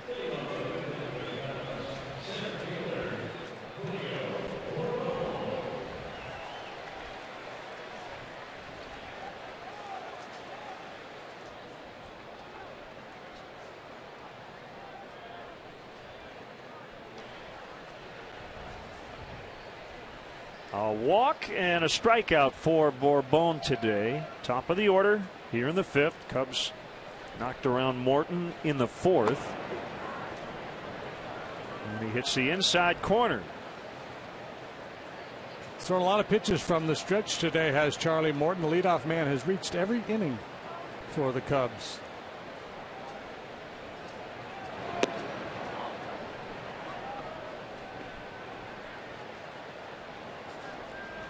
Tigers in Cleveland today, and Detroit with a 7-1 lead in the bottom of the 5th. Miguel Cabrera has hit his 27th. Prince Fielder his 15th. I would imagine the Tigers record when those two guys both hit homers is really good. Yeah, I would suspect. Ironically, this is the anniversary of Bob Horner's 4-home-run game. One of those very singular baseball events. 4 home runs, 1 guy in the same game. The Braves lost that ball game.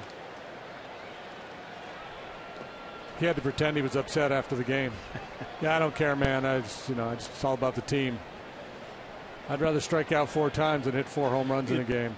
I remember that game. I remember watching it, and I don't remember that the Braves lost. Yeah, when one guy goes deep 4 times, that tends to steal the show. The 2-2 is outside. On a breaking ball, it's full.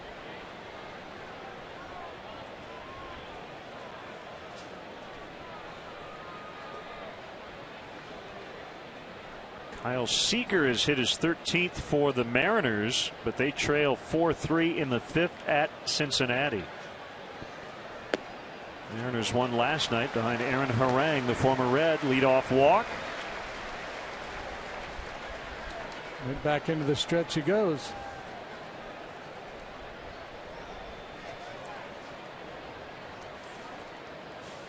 Fans come cheer on the Cubs as they take on the division rival Cardinals next Friday, July 12th here at Wrigley Field.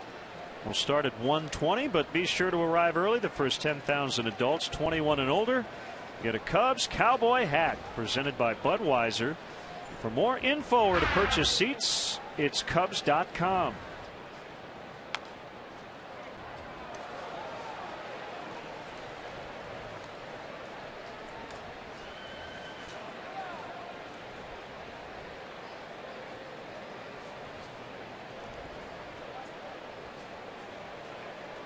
That's a fine hat right there. It's quite a cowboy hat, but it's got to be close. By the way, that is a 305, not a 120 on Friday. 305. Foul tip. You own any cowboy hats? Former Texas resident? I used to. I don't know why I had to buy one for an event. I'm not much of a cowboy hat head kind of guy. They look kind of dorky on me.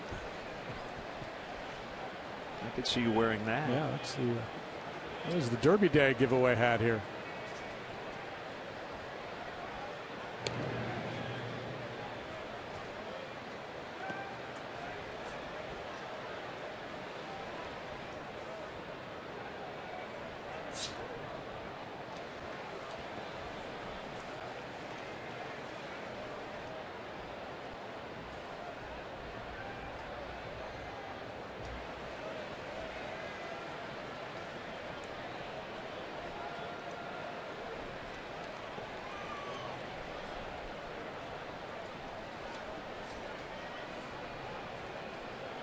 Well adorned.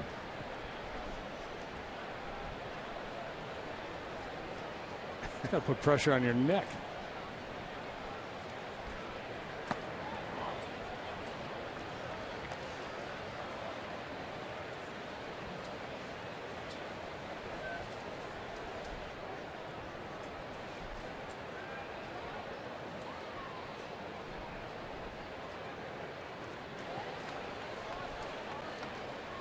Morton really taking his time. He's had to work, as JD mentioned, from the stretch a lot today. Line out, throw to first, safe.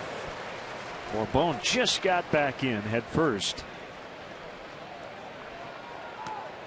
Morton caught a break there, a little bit of a hanging breaking ball. Castro put a good swing on it. Unfortunately for Starlin, right at the shortstop, Mercer, and a nice job by Bourbon to scramble back and beat the double play. It was a breaking ball that Soriano hit out of the ballpark. This ball is down, but over the heart of the plate.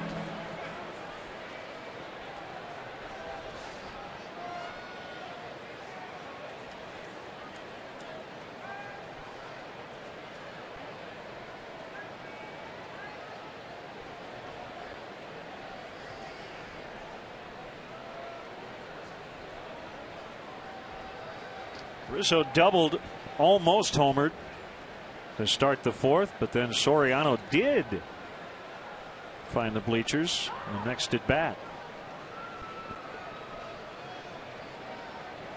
Nationals lead the Padres 3-1. They're in the bottom of the 6th. Pods were hot at one point, but they've now lost 7 in a row.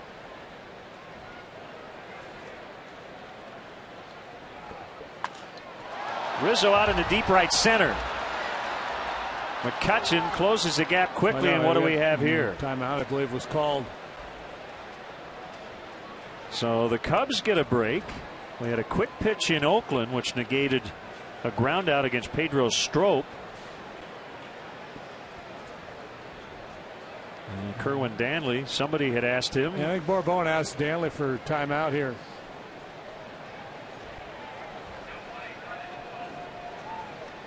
He was conferring with Dave McKay and was just starting to take his lead as his pitch was being delivered. And he asked for time. I'm a little bit surprised he got it from the first base umpire.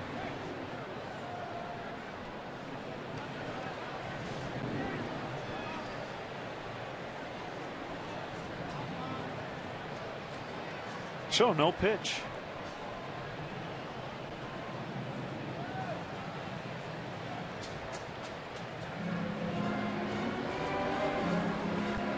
New life for Rizzo.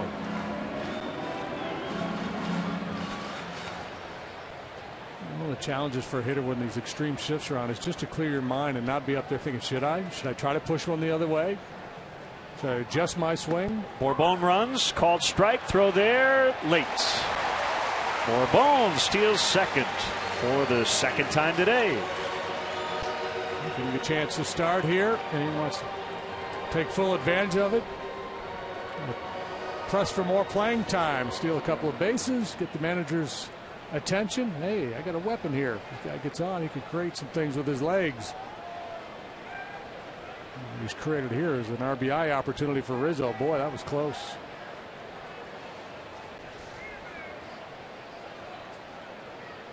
They often are.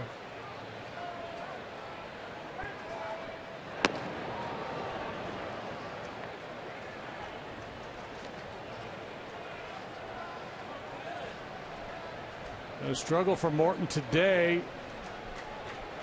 Has not had a 1-2-3 inning yet.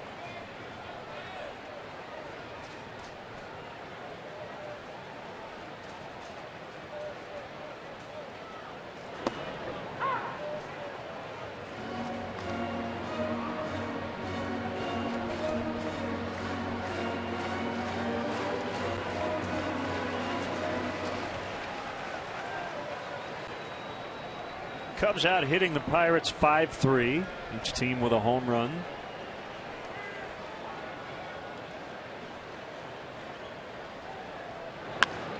Ground ball to the shortstop. Mercer was playing behind the bag at second. He'll get Rizzo.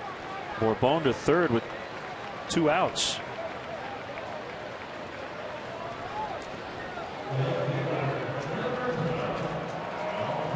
See, I told you I looked dorky with the cowboy hat. You, however, you look really good. Except I think you got it on backwards. We have the same hat.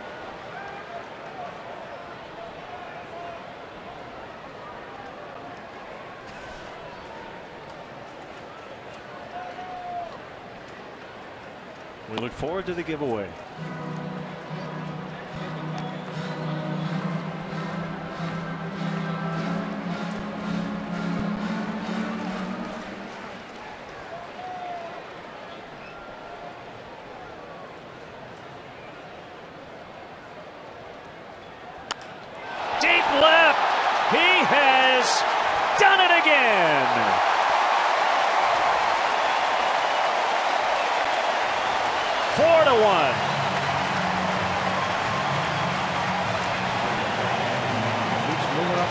As he draws closer and closer to 400 career home runs. He got a breaking ball last time. This time Morton tries the fastball. That didn't work either.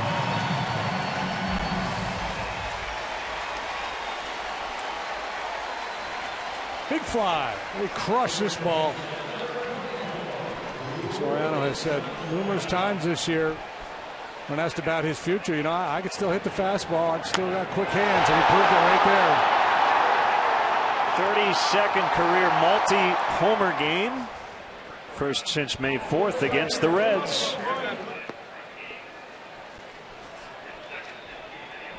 He's now tied with Harold Baines with number 384.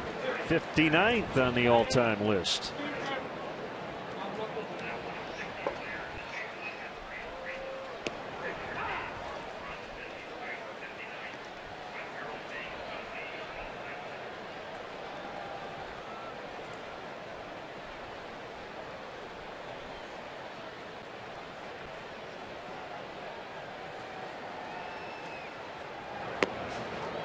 2-1 to Valbuena.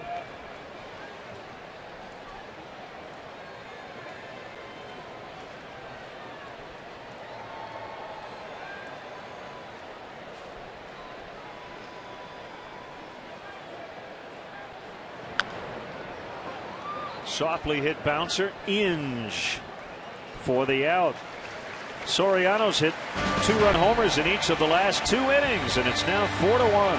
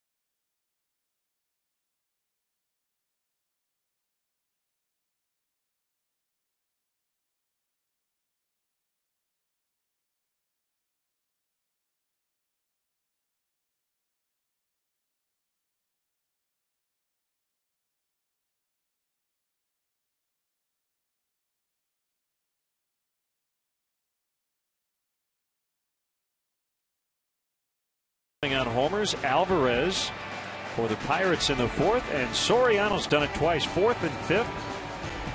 Each 2-run shots, 12 on the year, and the Cubs lead 4-1. Here's Chicagoland and Northwest Indiana Honda dealers, as reliable as the cars themselves. Soriano playing a little game of anything you can do, I can do better to Pedro Alvarez. With 2-run shots, providing a little cushion for Edwin Jackson in pursuit of win number 5. That would be his 2nd consecutive win here at home, and his 2nd win over the Pirates in consecutive outings. This is the 4th time he's faced them this year.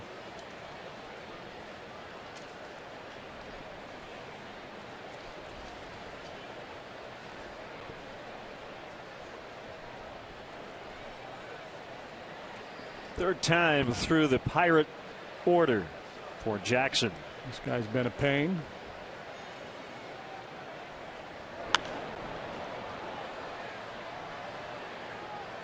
Two singles, 2 stolen bases, but was caught trying to steal third back in the 3rd. That was a big play in this game.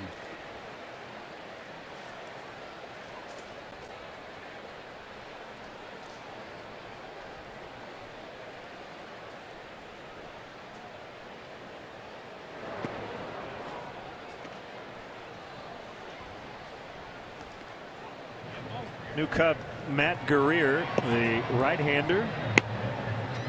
The lefty is James Russell.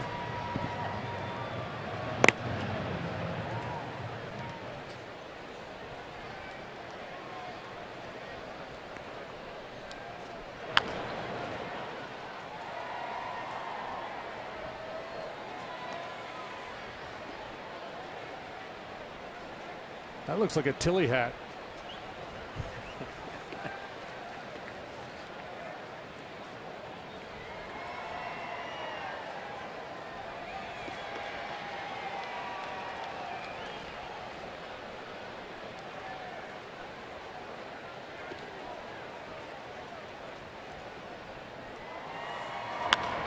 Ground ball fair. Backhanded by Valbuena. From foul territory, he got him.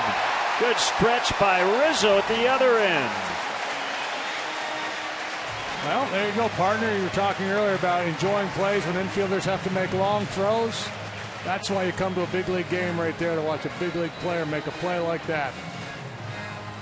Marte, the speedster, going down the line, and Valbuena up to the challenge. Backhand side, foul territory. Good pick by Rizzo. Look at the stretch.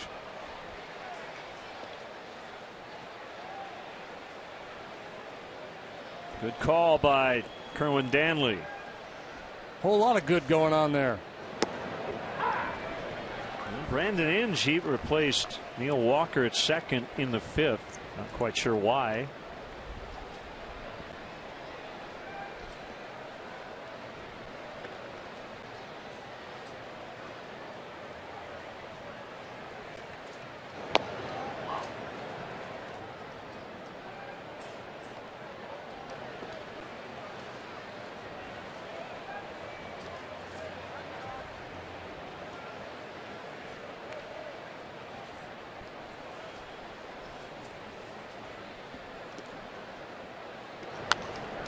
Fouled away. Inge can play pretty much everywhere. He's started at third, second, right.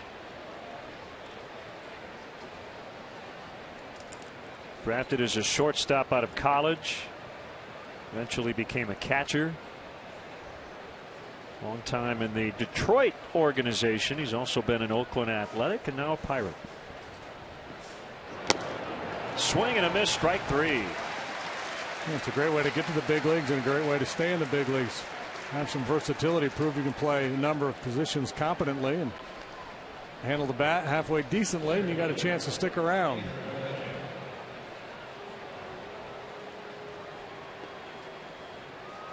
Third strikeout of the afternoon for Edwin Jackson.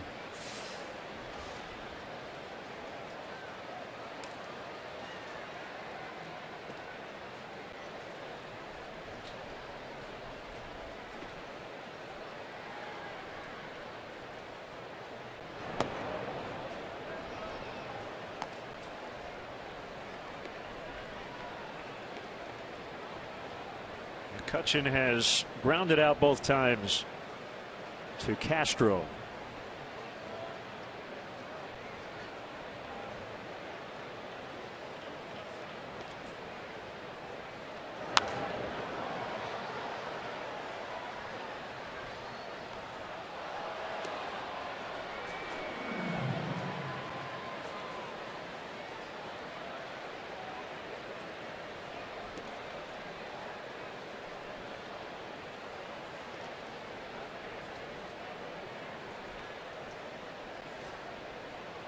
Jackson worked around some trouble in the first 3 innings. Gave up the homer to Alvarez, but has really settled in since. There's a looping fly ball for a base hit. So McCutchen is on with 2 outs.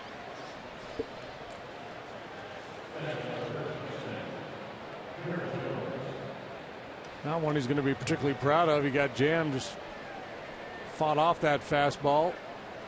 A bloop single, obviously a threat to run. Beverages are making their way down the line.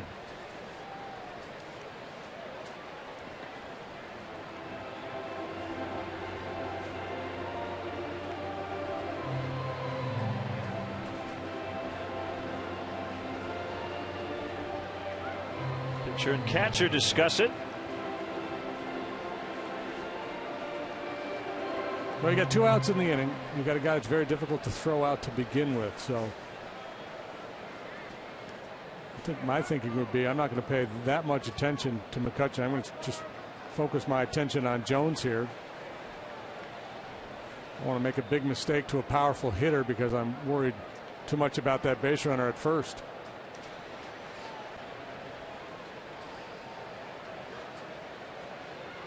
One-run game?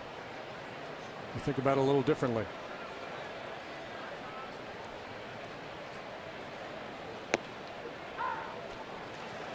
.94 and a strike.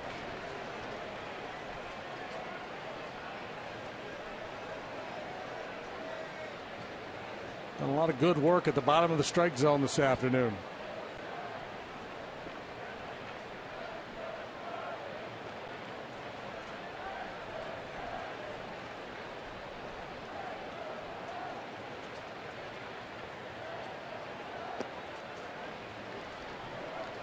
You do take away that running game with a 3-run lead here, 2 outs.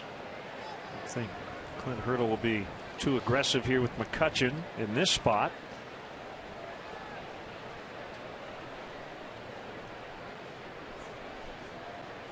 Maybe if Jones were to get into a defensive count.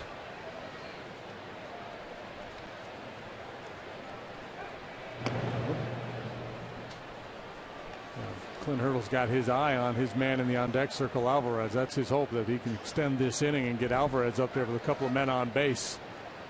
When that happens, I think James Russell will get him, not Jackson.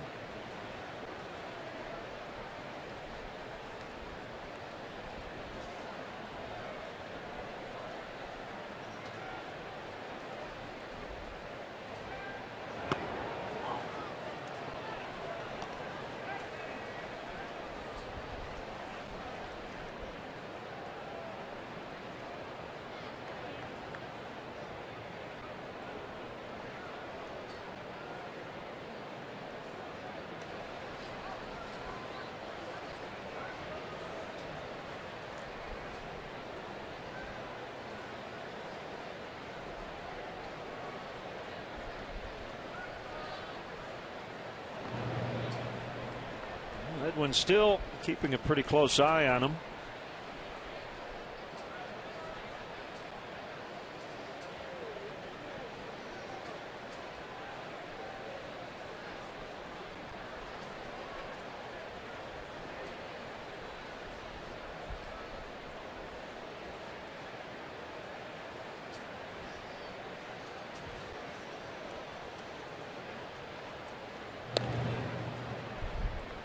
And working on him like it's a 1-run game, not a 3-run game. Again, it's not out of the question that McCutchen would run here, but for me, if I'm Edwin, that becomes secondary. And just want to make sure I make good pitches to Jones here.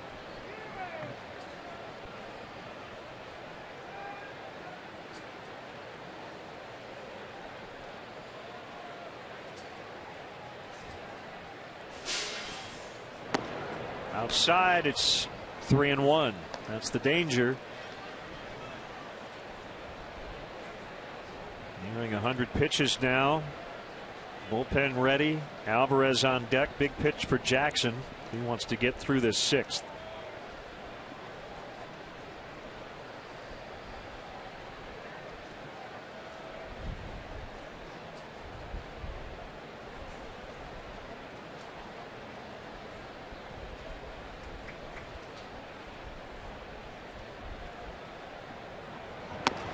Ball 4.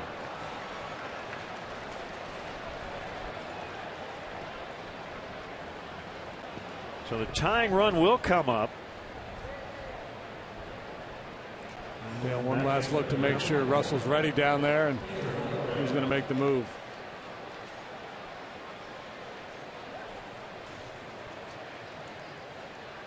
So Jackson will exit with a 4-1 lead here in the 6th inning. And we'll be right back.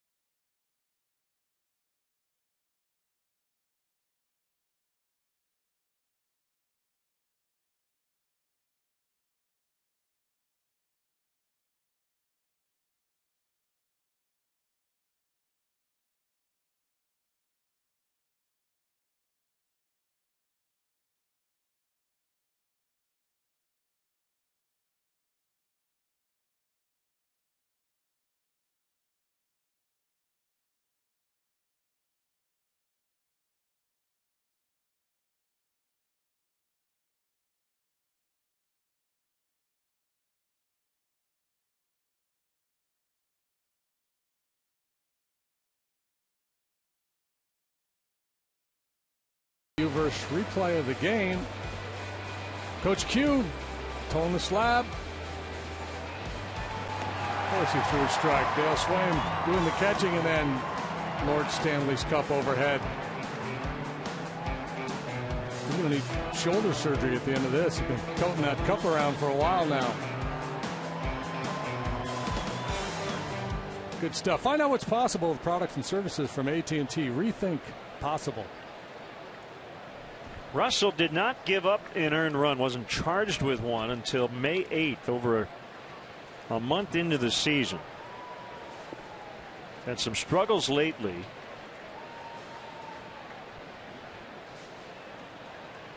As he faces Pedro Alvarez, 2 on, 2 down in the 6th. Cubs leading by 3.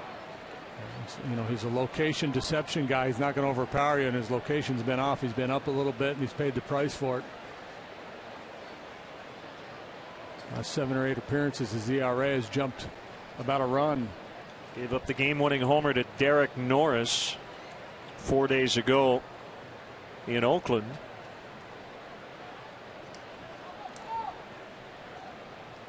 Norris, a right-handed hitter. Outer edge of the strike zone, 1-1 to Alvarez.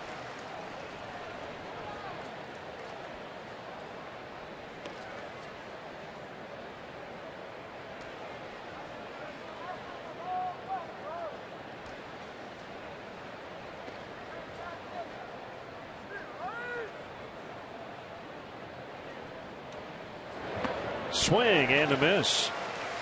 His slider, 1-2. Big aggressive swing there by Alvarez. And you see the batting average against lefties, nowhere near what he's done against righties. I think he's done okay in the home run department, though. 3. Just 3? Yeah.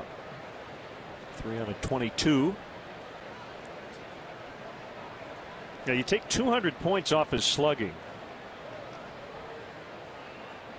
Right, not throwing a lefty at him. Got a 3-run lead. He represents the tying run. That's what it's all about. You prefer to get him out, obviously, but you take away his power, diminish that power anyway by bringing a lefty in. Even if he punches a single somewhere, you're still in pretty good shape.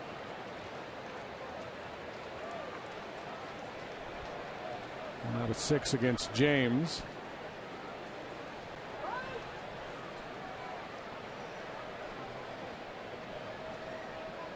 Cutchin singled with 2 outs. Jones then walked.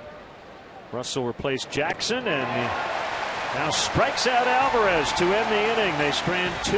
It's still 4-1 Cubs.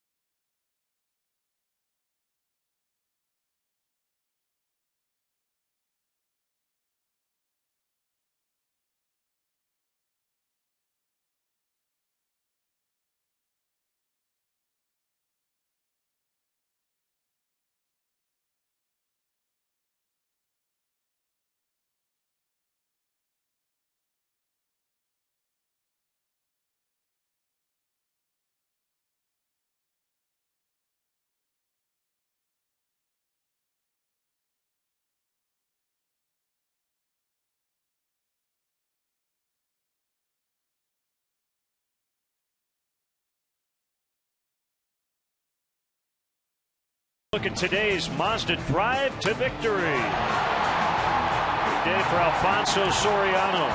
couple of two-run homers supplying all the runs for the Cubs to this point. Drive to victory brought to you by your local Chicagoland and Northwest Indiana Mazda dealers. Soriano had a very good road trip. He scuffled yesterday, but he was bounced back in a big way here this afternoon. Charlie Morton still in, trailing by 3. Edwin Jackson 5 2/3, 1 run, and left with a chance for a victory.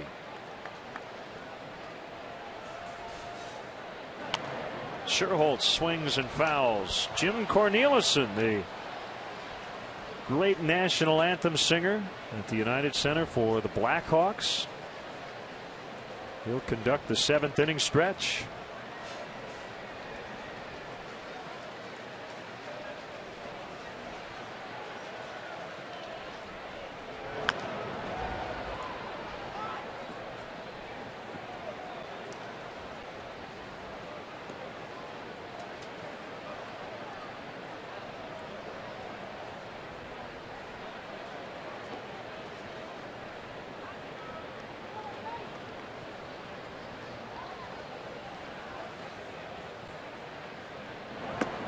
Sherholtz strikes out.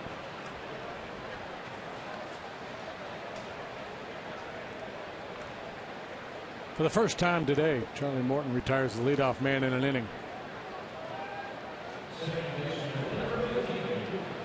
Picks up his 5th strikeout. Now Barney's had a tough day. He's lined into a 4-3 double play, grounded into a 6-3. So 2 at-bats and 4 outs. But as I've said before, that's the bad news. The good news is he will not hit into a double play this time. There's always a silver lining. Yeah, that first one with a line drive, it's misfortune. Oh my. Pedro Alvarez from his knee gets Barney. Alvarez has made 15 errors this year, but we've seen him play outstanding third base. Going both directions, closing that hole between third and short or down the line. I mean, a number of outstanding plays against the Cubs this year. Flopping around out there.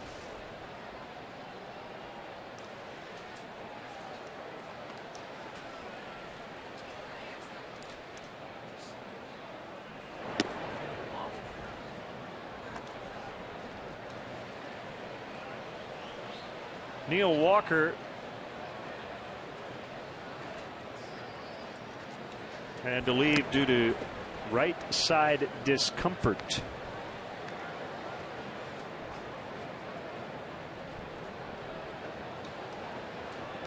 Two 2-0 on Castillo. Sounds like an oblique. Driven out toward right center. That's going to go to the wall for Wellington Castillo.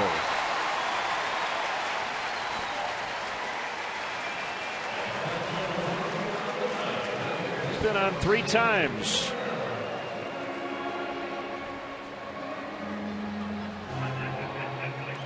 Tabata initially broke in on this ball. I don't think it was going to matter. This one was headed to the gap and to the wall, regardless of how he played it. Really well struck there by Wellington Castillo. 2-out double. Scott Hairston will pinch hit.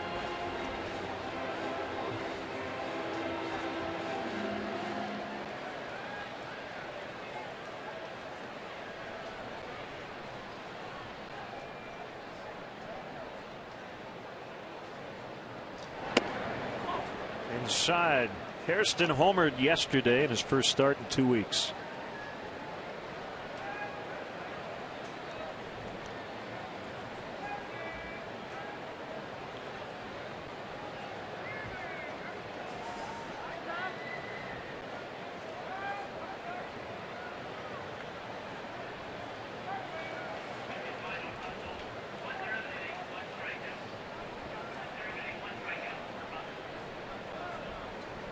He's not due up for a while, but hitters always have a bat in their hands.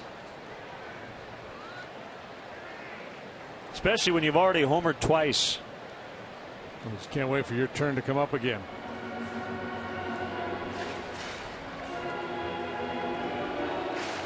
Hairston signed by the Cubs to provide power against left-handed pitching. He's done that. He only has 16 hits, but 7 of them have left the ballpark.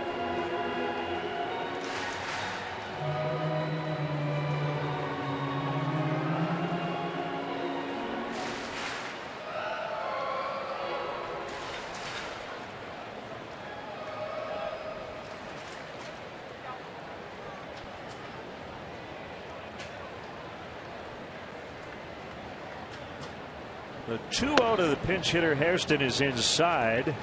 3 balls, no strikes. Bourbon on deck. Hairston had only had 1 at bat since June 21st, prior to that game yesterday.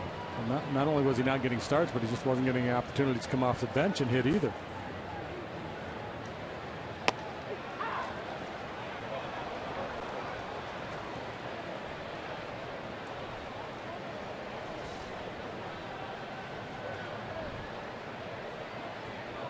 Sinker catches the inside corner at the knees.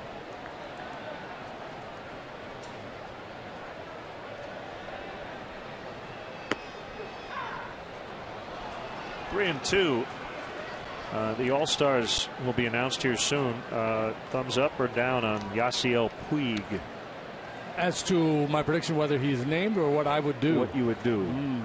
I would put him in that vote where the final 5, where the fans get to vote. That's a good way to not have to make a decision. That's what I'm all about. Be good at middle management. 4-1 Cubs.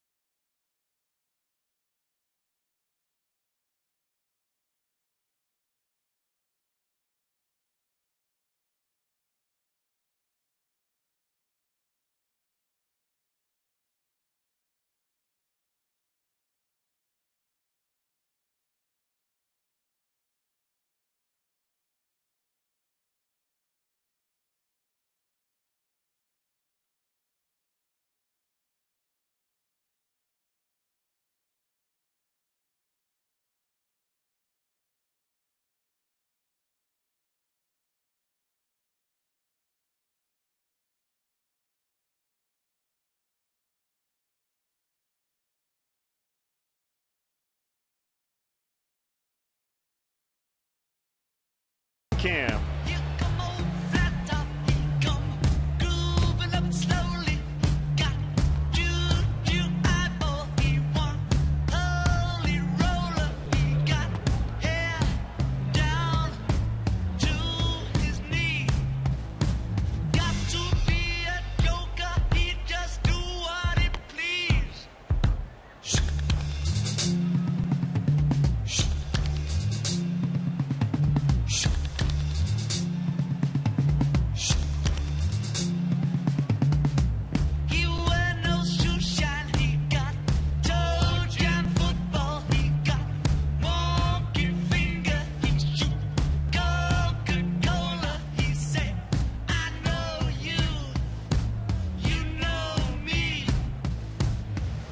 Come Together by the Beatles and Cubs baseball is brought to you by Budweiser, the official beer of Major League Baseball. Great times are waiting. Grab some buds.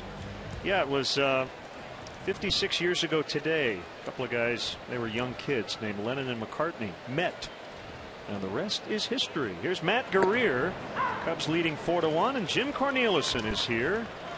You know him as he gets the crowd revved up at the United Center before every Blackhawks game. And you had a lot of opportunities this year. What a year. Sure did. It's a great season. There's a 1-1. There's a ground ball picked up by Starlin Castro, and he will throw in time for the out. Do you have anything special planned for Take Me Out to the Ball Game today, Jim? Oh, I think I'll just give it what I got. Try to sing loud and proud the way we do the anthem. How do you hear yourself? Many times I don't. That last game was, I bet 80% of the anthem I didn't hear a thing. It was appropriately the loudest game of the season. Just about every game, I think. The atmosphere can't get better than this, and then it does. Right. All the way till the end. That's right. Now you've got your ring on, right? From sure. 2010. I sure do. I think really hoping that we get another one. There's no guarantees, but hoping. Sliding catch. Nate Scherholtz in foul territory. Nicely done.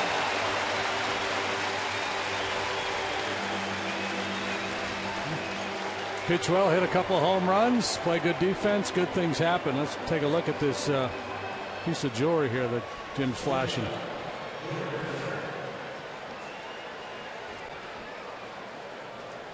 It's beautiful.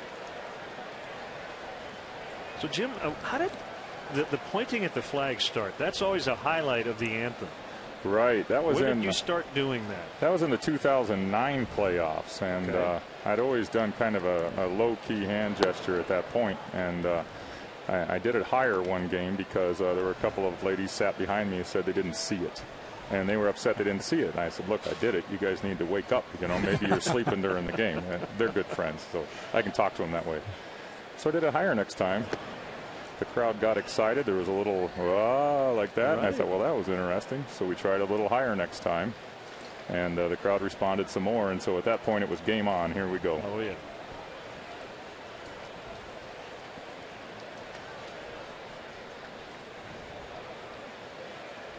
Two and 0 on Mercer. Ground ball. We're getting ready to sing the stretch with Jim Cornelison. Here we go. Today's guest conductor for Take Me Out to the Ball Game, Blackhawks anthem singer Jim Cornelison. All right, Cub fans, let me hear ya. A 1, a 2, a 3. Take me out to the ball game. Take me out with the crowd. Buy me some peanuts and cracker jack. I don't care if I ever get back, so it's root for the Cubbies. If they don't win, it's a shame. For it's 1, 2, 3 strikes, you're out at the old ball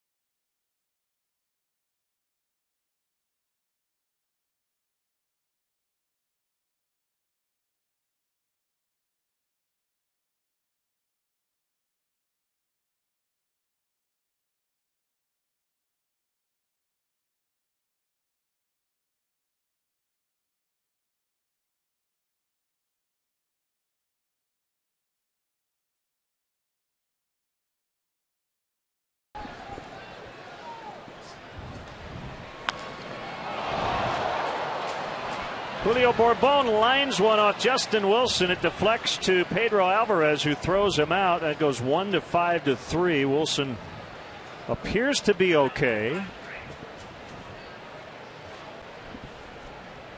That buzzard's luck for Bourbon. Wilson not all that fortunate either because it hit him, but Bourbon probably thought he had a base hit. Solid line drive headed for center field, but Wilson's body gets in the way.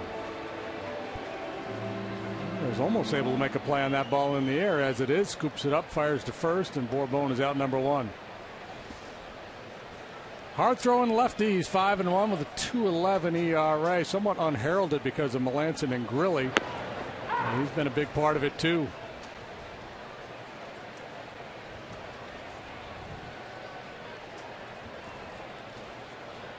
Jim Cornelison, he sings it like you do. Who's going to follow that? Who's going to come up here and try to compete with that? Not me. Here's the 0-1 to Starlin Castro inside. Every singer from this point forward should just lip sync and play that. Play a recording of Jim and just lip sync it. Go Milli Vanilli on it.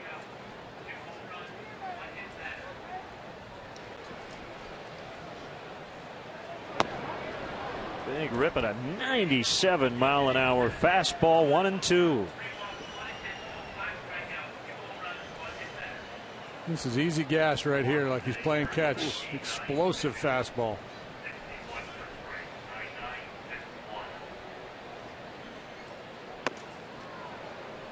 .98, and that's why Starlin quickly removed his hands from the area.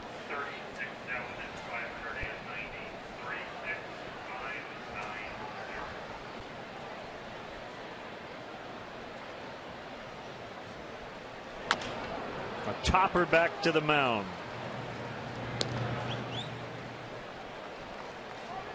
Let's revisit that final flourish. Out at the old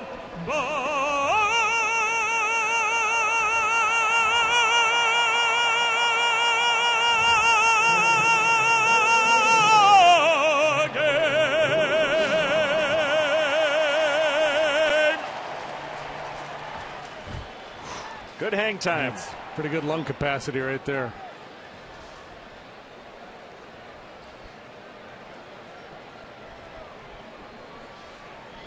Two outs. It's Rizzo.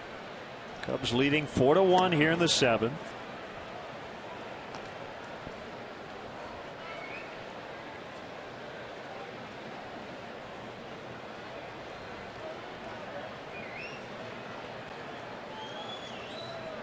The pitch. Outside edge. Paid crowd today 36,590. And they have certainly enjoyed themselves. Another one. 92 that time. Must have been the changeup.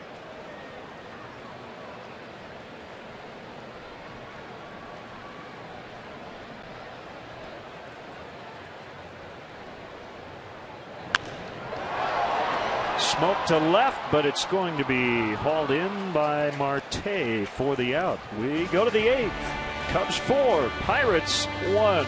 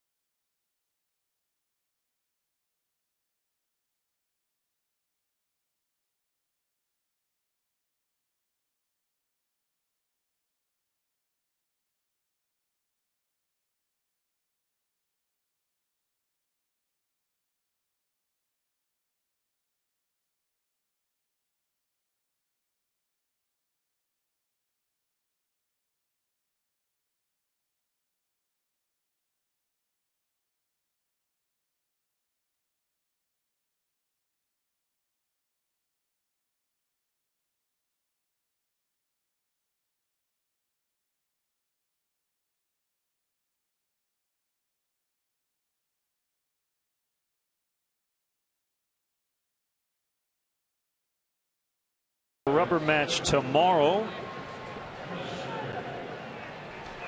And a pinch hitter, Travis Snyder, for Wilson against Matt Guerrier, who needed just 8 pitches to work a 1-2-3-7.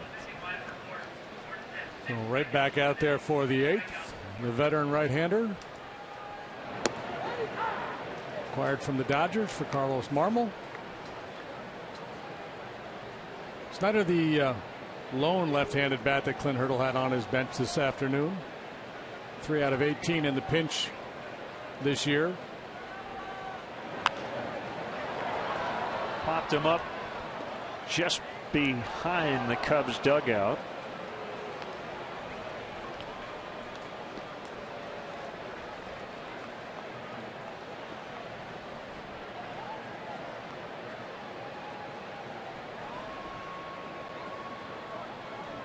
Top vote getters for the All-Star game.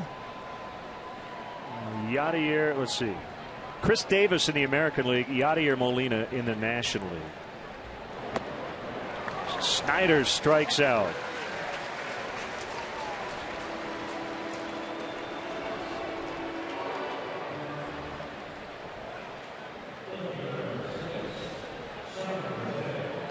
He's got a nice mix of pitches. He's not an overpowering guy. He's going to change up, floating down and away.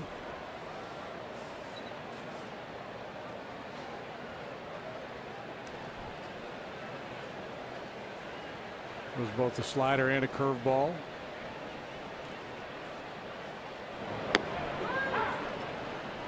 Curve for a strike. Yadier Molina did not play today. He was sent for tests on an injured knee.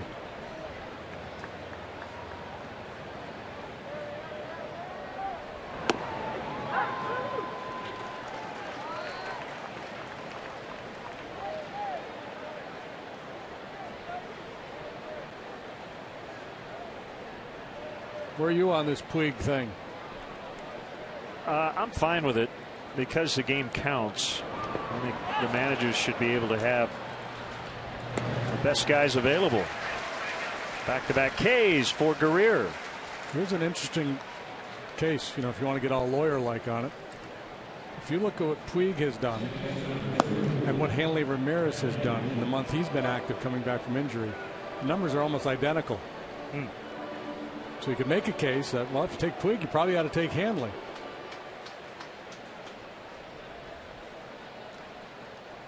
Yeah, I definitely think now that home field advantage in the World Series is on the line, there should be a lot more leeway.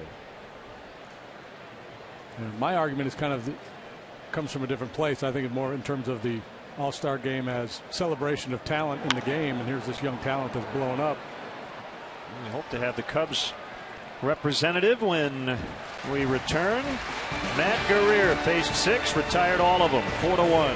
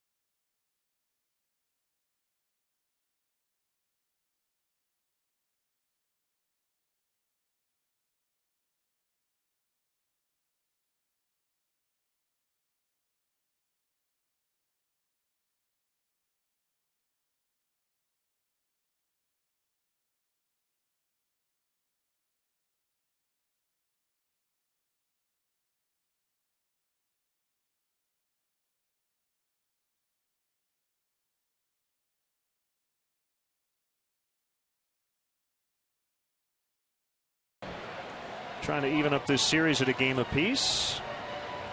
And it looks like Travis Wood has made the All-Star team for the first time in his career. Congrats to the lefty. He has absolutely deserved it.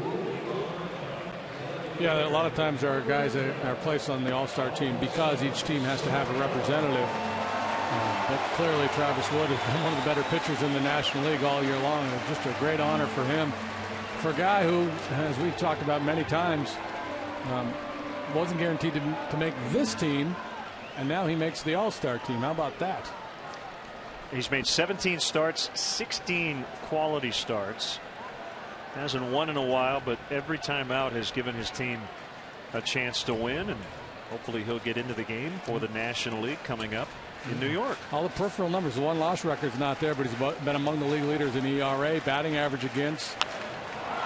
Soriano skies into center. The fans were trying to push that ball over the wall for his third home run. Not meant to be. It's still a great hand as he came up. Yep, and see the slugger hit one in the air, and they just assume it's going to go a long ways. We've got a note from Saber. He is one of 9 players to have 6 or more multi-homer games against the Pirates. Now, it's an interesting list. Here are the other 8. Hank Aaron had 9. Chuck Klein, Eddie Matthews, Larry Walker with 7. Gil Hodges, Wally Berger, Hank Sauer, Mel Ott with 6. That's a pretty good list. Good company.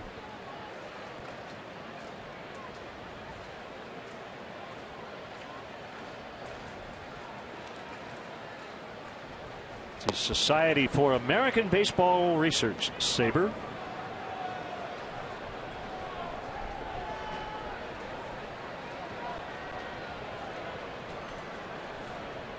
Matt Harvey is on the team, no surprise. Bartolo Colon made the American League pitching staff. Southsiders Jesse Crane and Chris Sale, although Crane is on the disabled list, so he will get an injury replacement.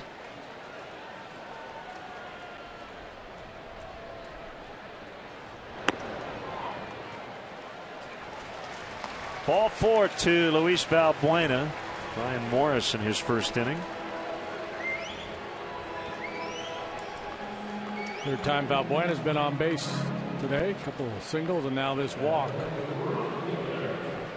Reported all over the place that the Dodgers are nearing a trade for Marlins right-hander Ricky Nolasco. They've been on him for a while. Kevin Gregg ready for the 9th. Your guy Jordan Zimmerman made it. He's your guy from here on he's out. officially my guy. Yeah. Sherholtz hits it hard, but 4 and out. Tabata makes the catch. 2 down here in the 8th. And that Jason Castro of the Astros, what a year he's had. Yeah, another one of those cases where people would say, well, the Astros have to have somebody, but he's deserving. But very good numbers.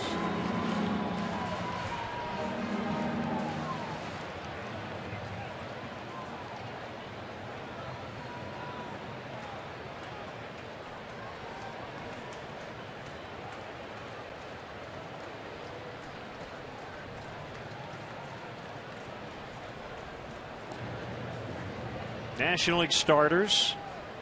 Molina behind the plate. Votto at first. Phillips at second. Tulowitzki at short. Wright at third. Beltran, Cargo, and Harper in the outfield. Get to the American League here in a second.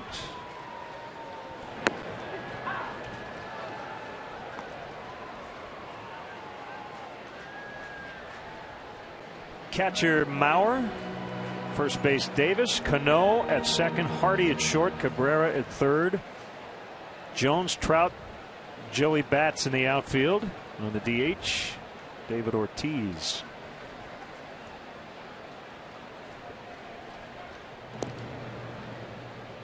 Mariano Rivera in for the 13th time and the final time.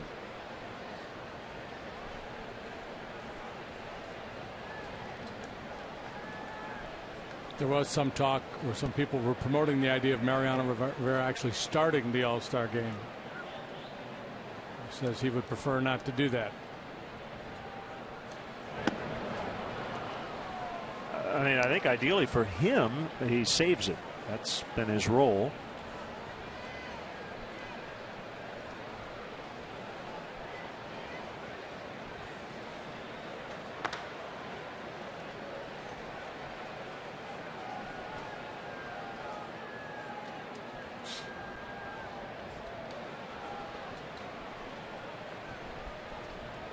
Two in the dirt.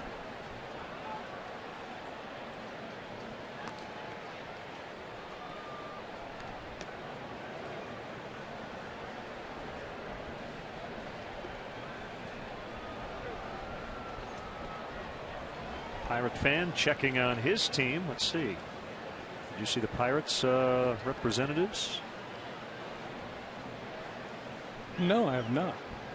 Easy to find.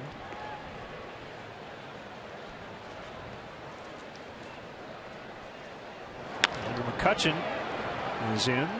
Third in a row for him. Yep. Let's see. Jason Grilli also made it. We go to the ninth, 4-1.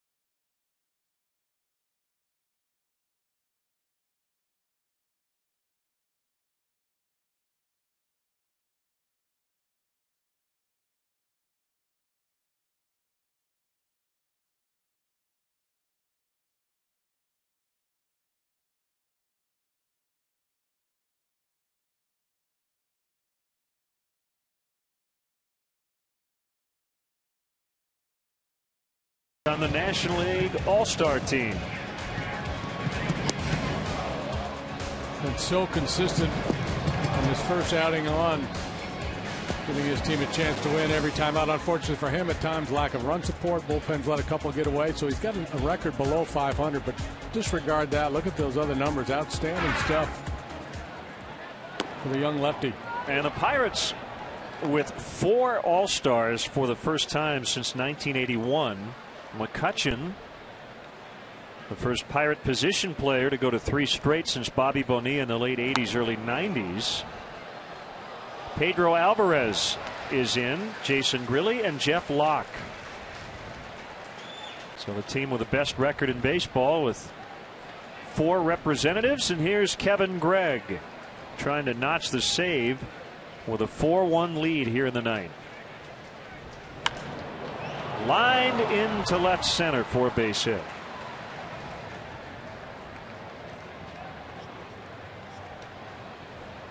McCutchen hits a lot of line drives. He got 2 knocks today, 2 for 4. Pirates got a little fight in him yet.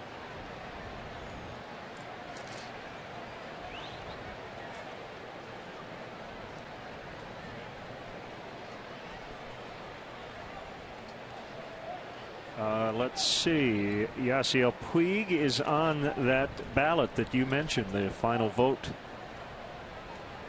ballot, with Ian Desmond, Freddie Freeman, Adrian Gonzalez, Hunter Pence.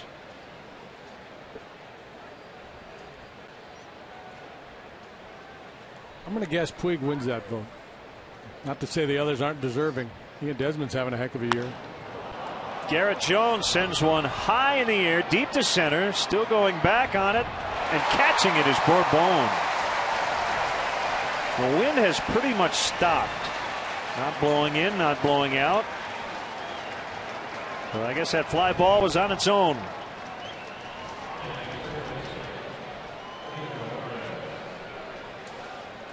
A good bid by Jones, but a little bit short.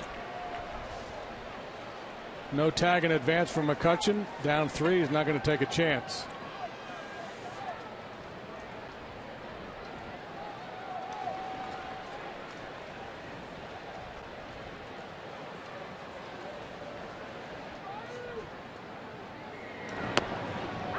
Strike on the All-Star Pedro Alvarez.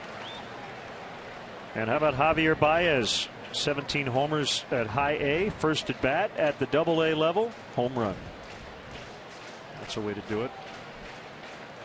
Announce your presence. 0-2.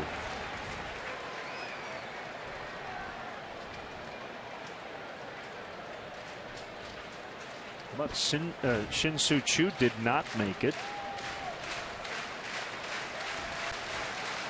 Petered off some after that great start. Still very good numbers. Pretty crowded outfield scene in the National League. I'm assuming Carlos Gomez made it. Yeah, and Gene Segura. What about Dominic Brown?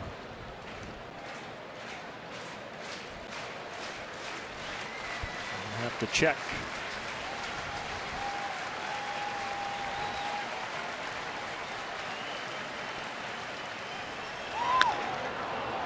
Deep left. Soriano on the warning track. Boy, some loud outs here in the ninth, but there are 2 of them.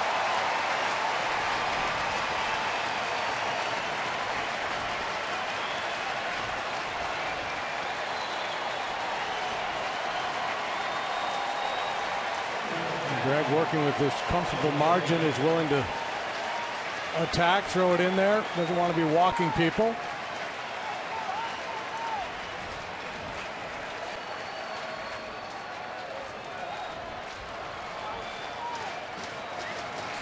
Dominic Brown did make it as a reserve.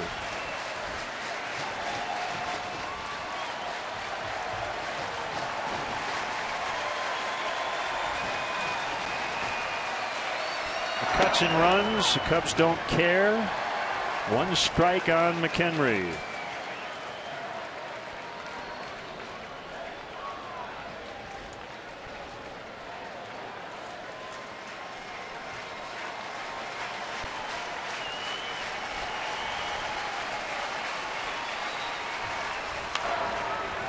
Popped him up down the right field line. Nate Scherholtz makes a catch. Cubs win. That was a good ball game today. Edwin Jackson got the game into the 6th. The bullpen closed him out, and Alfonso Soriano with 2 big home runs. Pretty good formula for success right there. Edwin Jackson just his Pirate hitters at bay all day. 1 ground ball out after another. Soriano took care of the offense. You see no errors there on the final board. Solid effort for the home team today.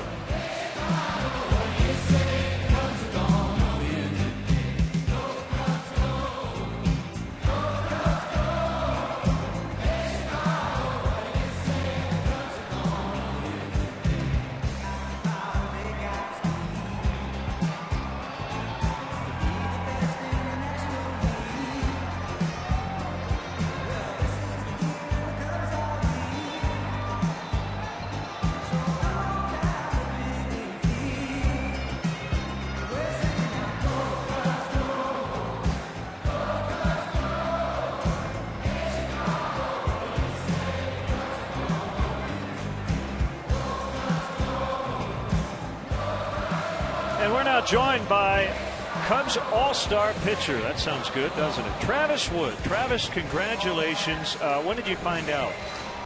Found out earlier in the day before the game. You know, they came in, we kind of had a meeting where nobody really knew what was going on, and then they told me, and, you know, everybody said congratulations, and, you know, it's kind of special. Yeah, obviously you had to know there was a chance the way you performed, but you know, never a guarantee. So I imagine you made some phone calls, get a hold of your folks. And actually, I haven't told anybody because I knew the announcement wasn't till later today. That's right. You had to sit on it. So right? I haven't told anybody. So it's going to be it should be interesting when I get back to my phone. How would you assess your first half to this point?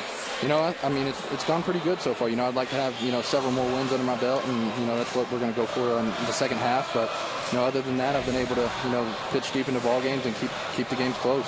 It just seems like you have executed your game plan pretty much every time out. Obviously, I know you'll give credit to your catchers and your pitching coach, but you've been the guy. Uh-oh.